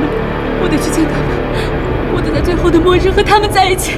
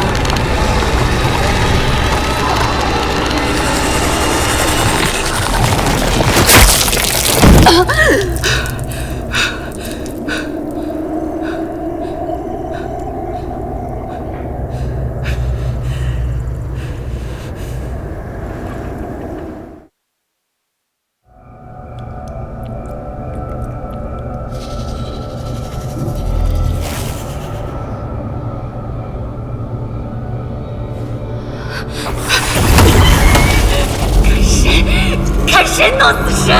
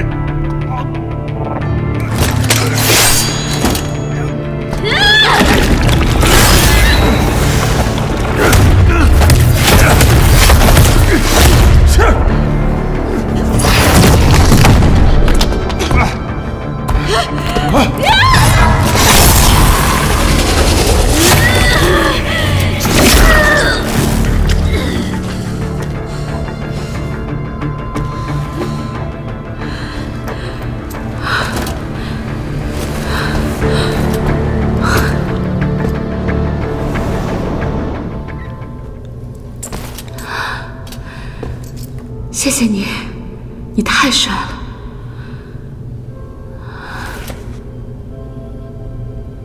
不好意思，我得醒了。你醒吧。我怎么想？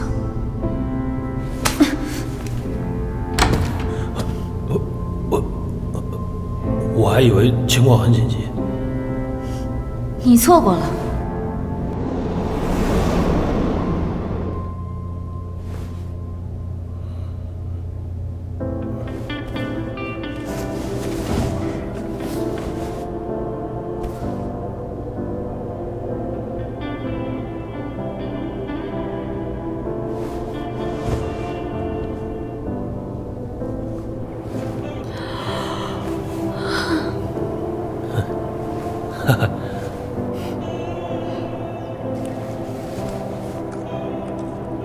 味道真好。我不喜欢你们的食物。这可能就是文化差异。刘湛倒是不错，感觉怎么样？啊，我什么怎么样？你觉得我怎么样？作业快乐吗？什么快乐什么？别装了，没什么不好意思的。我以为就是做梦呢。你还记得多少？就咱就爱来爱去的。梦鬼来找我，你救了我。啊？这块我不记得有啊。真来了？咋解决的？你、我、兰溪一块儿打败了他。当然，主要是你。不，这里有问题。什么问题？我说不上来。我们确实都统一在凯蒂的梦境里出现了，但是每个人能记住的片段不一样。那救我的是刘湛，没错吧？是的，我看到刘湛救了你，但是刘湛的梦不是从那儿开始的，很神奇。啊？你这不好吧？你偷窥我的梦，你做点别的还好，我这样啊？那雷七呢？别讨论什么梦了，我们还是讨论有趣的事情吧。有趣的事情就是，只是在我的梦里，刘湛救了我，可刘湛自己不知道。那至少刘湛是你心目中的英雄，一直会在你危难的时候救你。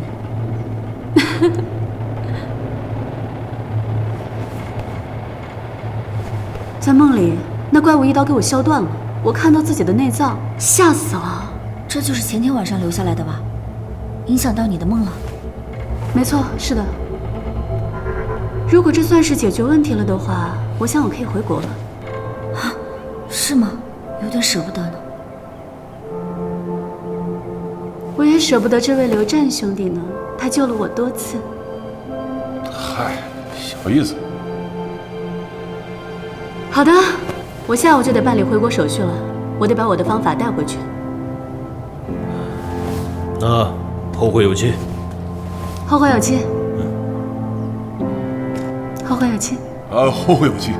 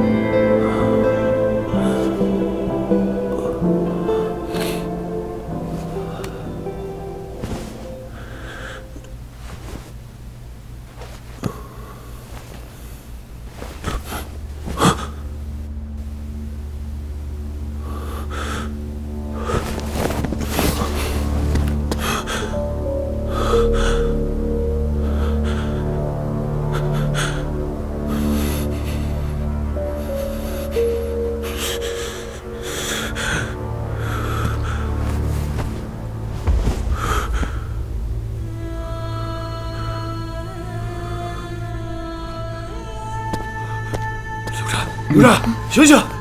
兰溪，兰溪！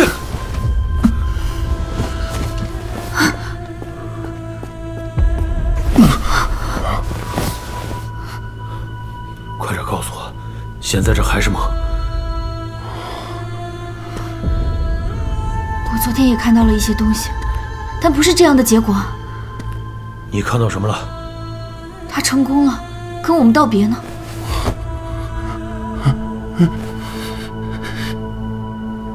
今天几月几号？2030年5月20日。对，5月20号。没错，今天5月10号，我父亲叫雷延冰，我是行伍世家。昨天我们刚从昆仑山回来。是的，咱们昨天并没有梦到一块儿吧？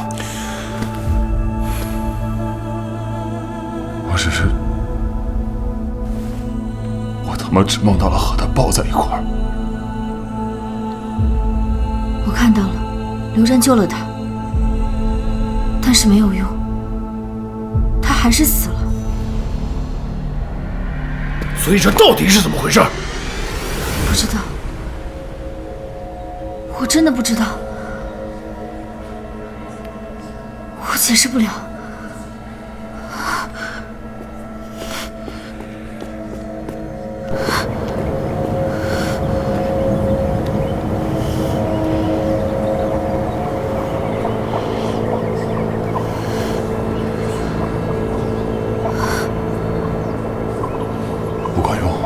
肾上腺激素不管用。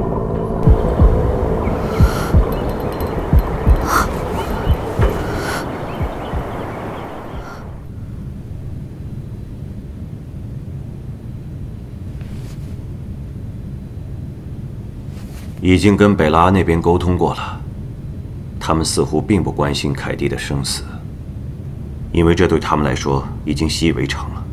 最近死的人有点多。在大家都找不到原因的情况下，官方公布的说法也最多就是大家注意身体，避免意外猝死。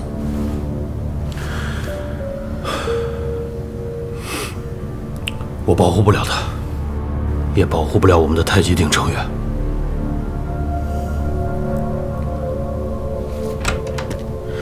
结果出来了，他的腹部伤口有自己的指甲纤维，他死于心理暗示。导致自己把自己腰给划开了，于是失血过多而死。什么意思？不管是你们认为的梦鬼也好，赛德纳也好，至少从医学的角度来判断，他就是死于自杀。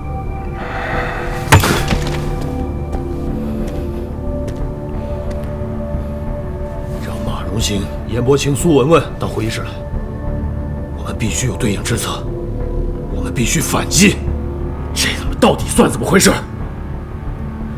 如果你要战，就直接冲我来！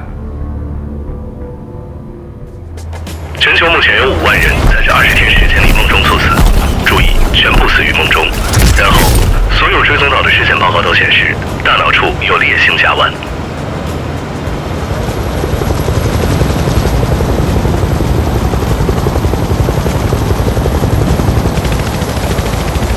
烈性甲烷。如果联系到赛德纳，那么赛德纳作为一个远离太阳的寒冷行星，表面是会产生一种叫做脱磷的物质，是一类共聚物分子。甲烷就是脱磷物质的组成成分。我也对其进行了研究。烈性甲烷和地球甲烷实际上存在很大的区别。甲烷的分子构成被修改了，因为现在给出的信息中都说梦境和中微子有关，所以我做了仔细的研究，其分子内部的氢原子的中微子，比正常氢原子的中微子要多出2倍，而且过度活跃。赛德纳星表面覆盖脱磷物质，当到达近日点后，会充分地接收到太阳光辐射，产生光合作用。这种光合作用同时又会向外辐射新的物质，显然，它向外辐射了烈性甲烷。因为赛德纳强光合作用的时期会非常长，接近50年，所以如果一直这么持续下去，至少50年内，地球人都会受到烈性甲烷的影响。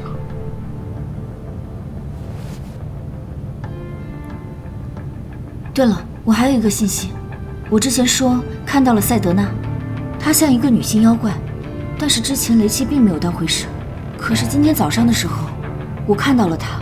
就浮在高空，很大很大，就是一个女性妖怪，她正盯着地球。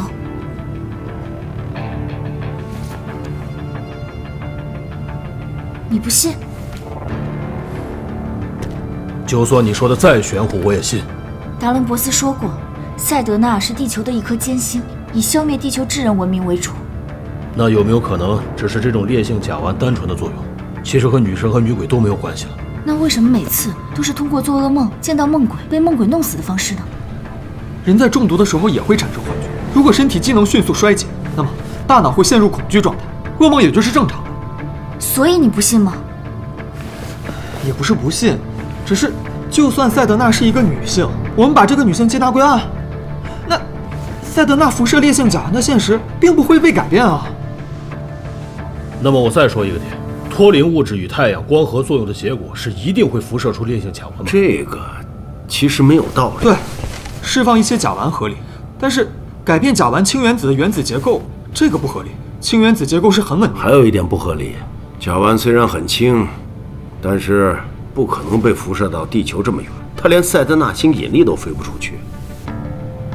那有没有可能是这个女性给甲烷下毒，然后再射出来的？这种猜想真的没有办法验证，只能是假说。更合理一点说，烈性甲烷在某种助力下逃逸了赛德纳星。那即便它飞出了赛德纳星，要知道赛德纳星距离地球100多亿公里，甲烷的飞行速度才多少？达伦博斯和雀色女王，他们都一致认为，赛德纳是一个生命形态。其实我认为也不是没有解决方案，我需要钱伯新教授带我去翠屏山暗物质实验室，我们可以一起研究，因为我有一个伟大的构想，需要量子色动力学专家帮忙。这个没问题。之前和雀色女王说兰希姐是她的基因传承，也就是说兰希姐就是通过基因改造拥有了这些能力。我想把这个能力复制到我们的太极鼎系统里，让我们的太极鼎战士也能通过外部设备去感知中微子。然后呢？那你愿意跟我们一起来研究这个吗？可能需要你的配合，我们可能需要用更尖端的科技来分析你。痛吗？哦不，痛的话就不叫分析了。放心，我不是邪恶科学家。那我觉得没问题，我希望更多人能了解我。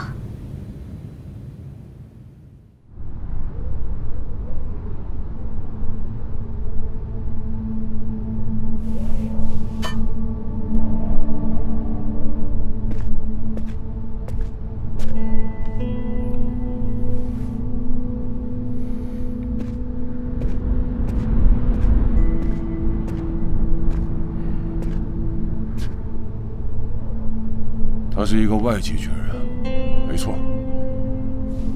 但那又怎么样呢？我们因为一样的理由聚在了一起，经历生死。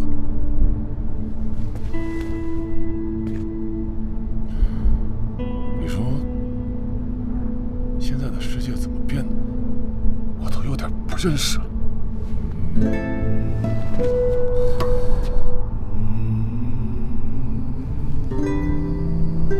这外国女人啊，还别说，真有点魅力。哎，你这个抓痕哪来的？什么抓痕？这儿。啊？你会不会是下一个？我希望是，我希望他来，今晚就要干翻他。希望如此，我相信你。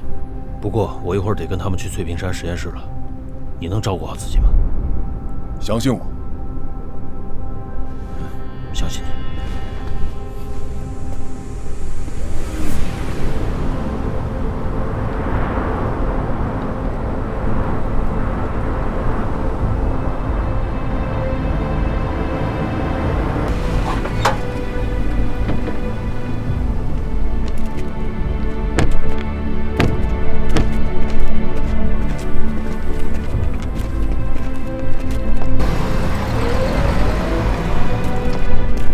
这里就是翠屏山暗物质实验室了，来，跟我来，从这里进去。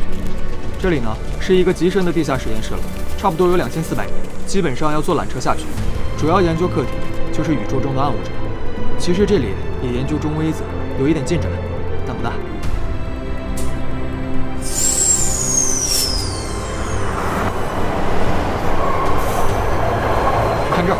这条大隧道开车也得20多分钟。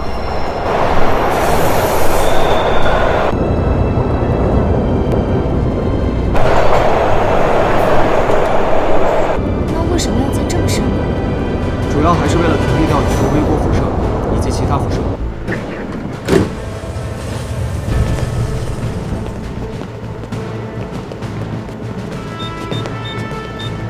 为了进一步核对宇宙微波背景辐射，我们必须把门也做得更厚。这里是中微子数据测算处。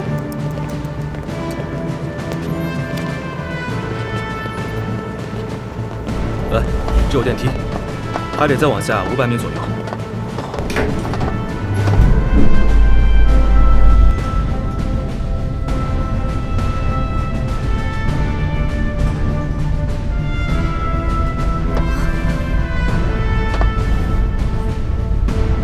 下面的气压太低了。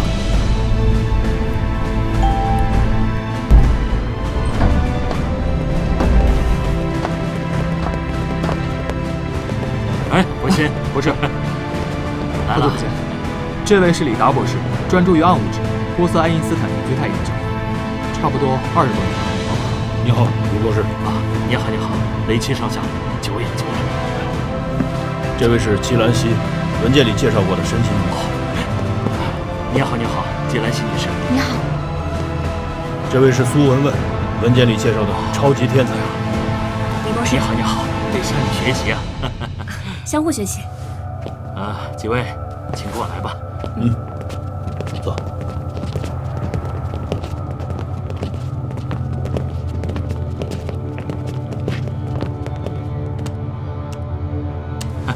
这就是我们的实验室。我特地把我之前做脑控机的调试仪也搬了过来。这边。你把数据对比一下，频率调到同步。好的。可以了。兰溪姐，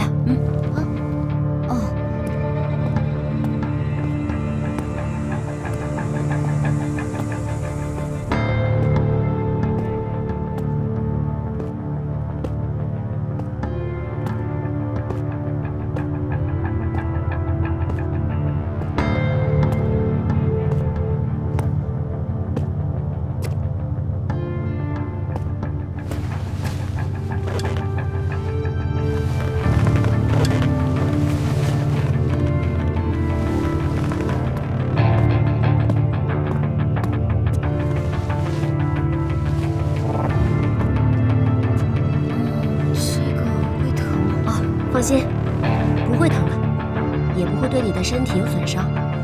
这个不是标本采样，也不是动手术，只是用电波感应和光谱扫描分析一下你的脑电波情况而已。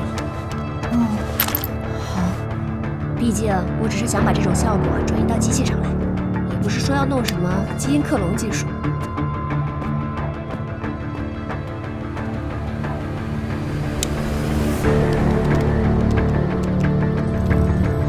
这边的操作会释放足够多的 W 及 Z 玻色子，只有这几种玻色子能与中微子发生弱相互作用并传递能量。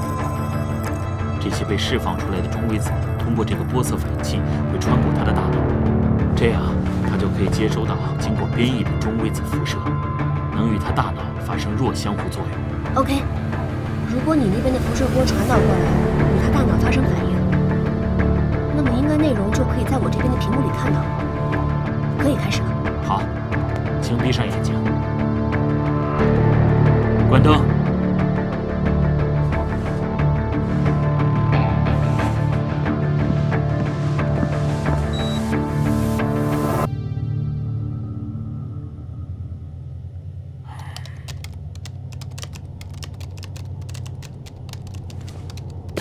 开灯的话会有光子辐射，会影响实验的。好，我开始了。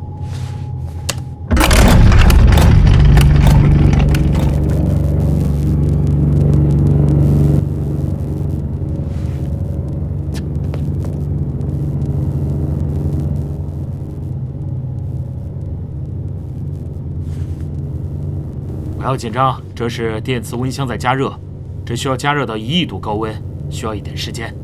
哇，1亿度！是的，只有足够的高温，才可以让原子发生巨变。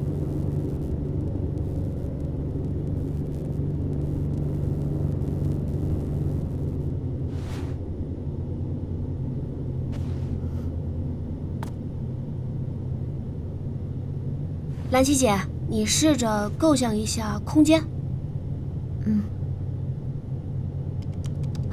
有变化了，你看。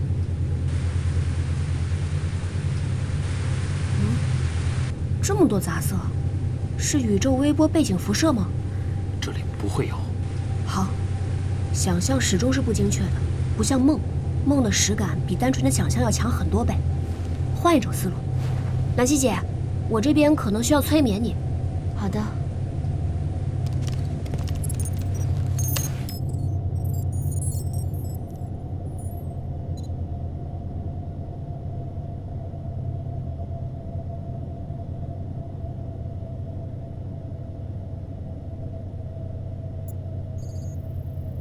黑了。这应该是他睡着了，什么也没有发生。来了！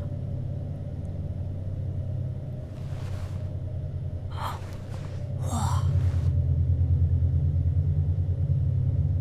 真的神奇！中微子与他大脑发生弱相互作用，而这个作用又让大脑产生电磁力，电磁力成像技术。你这个也蛮伟大呀。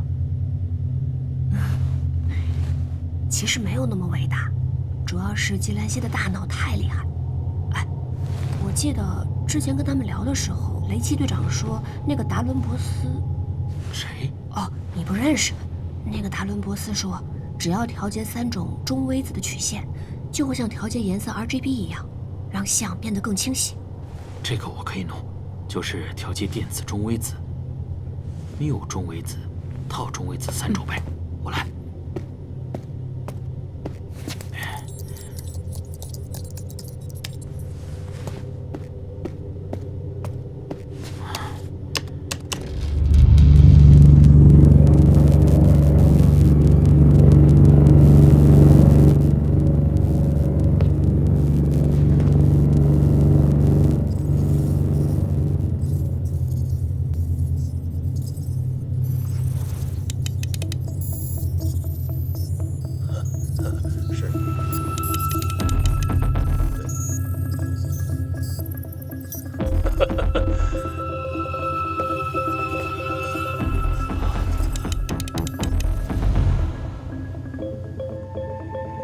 是吧？是我跟你说了，我还有一个笑话，你知道吗？我这个笑话可一般不跟别人讲。真的是吧？我也觉得很神奇。我先说一句脏话，可以吗？你说。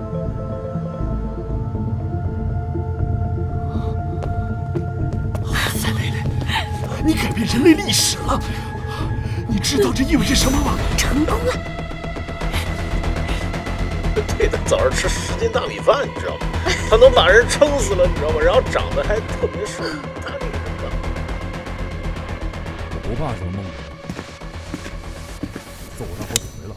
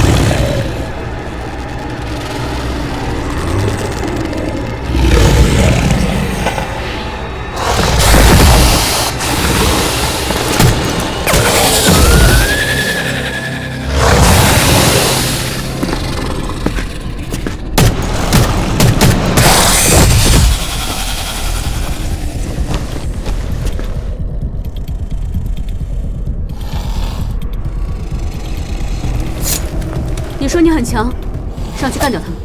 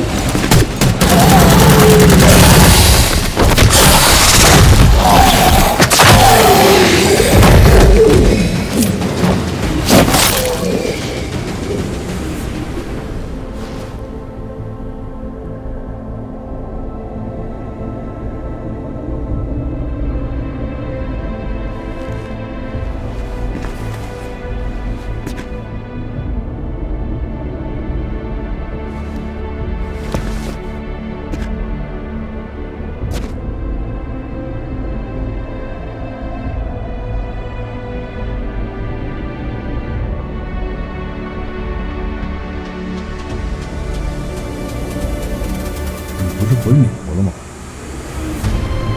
我不放心你们，所以回来看看。谢谢你。好了，我都快找不到回去的路了。再见。再见。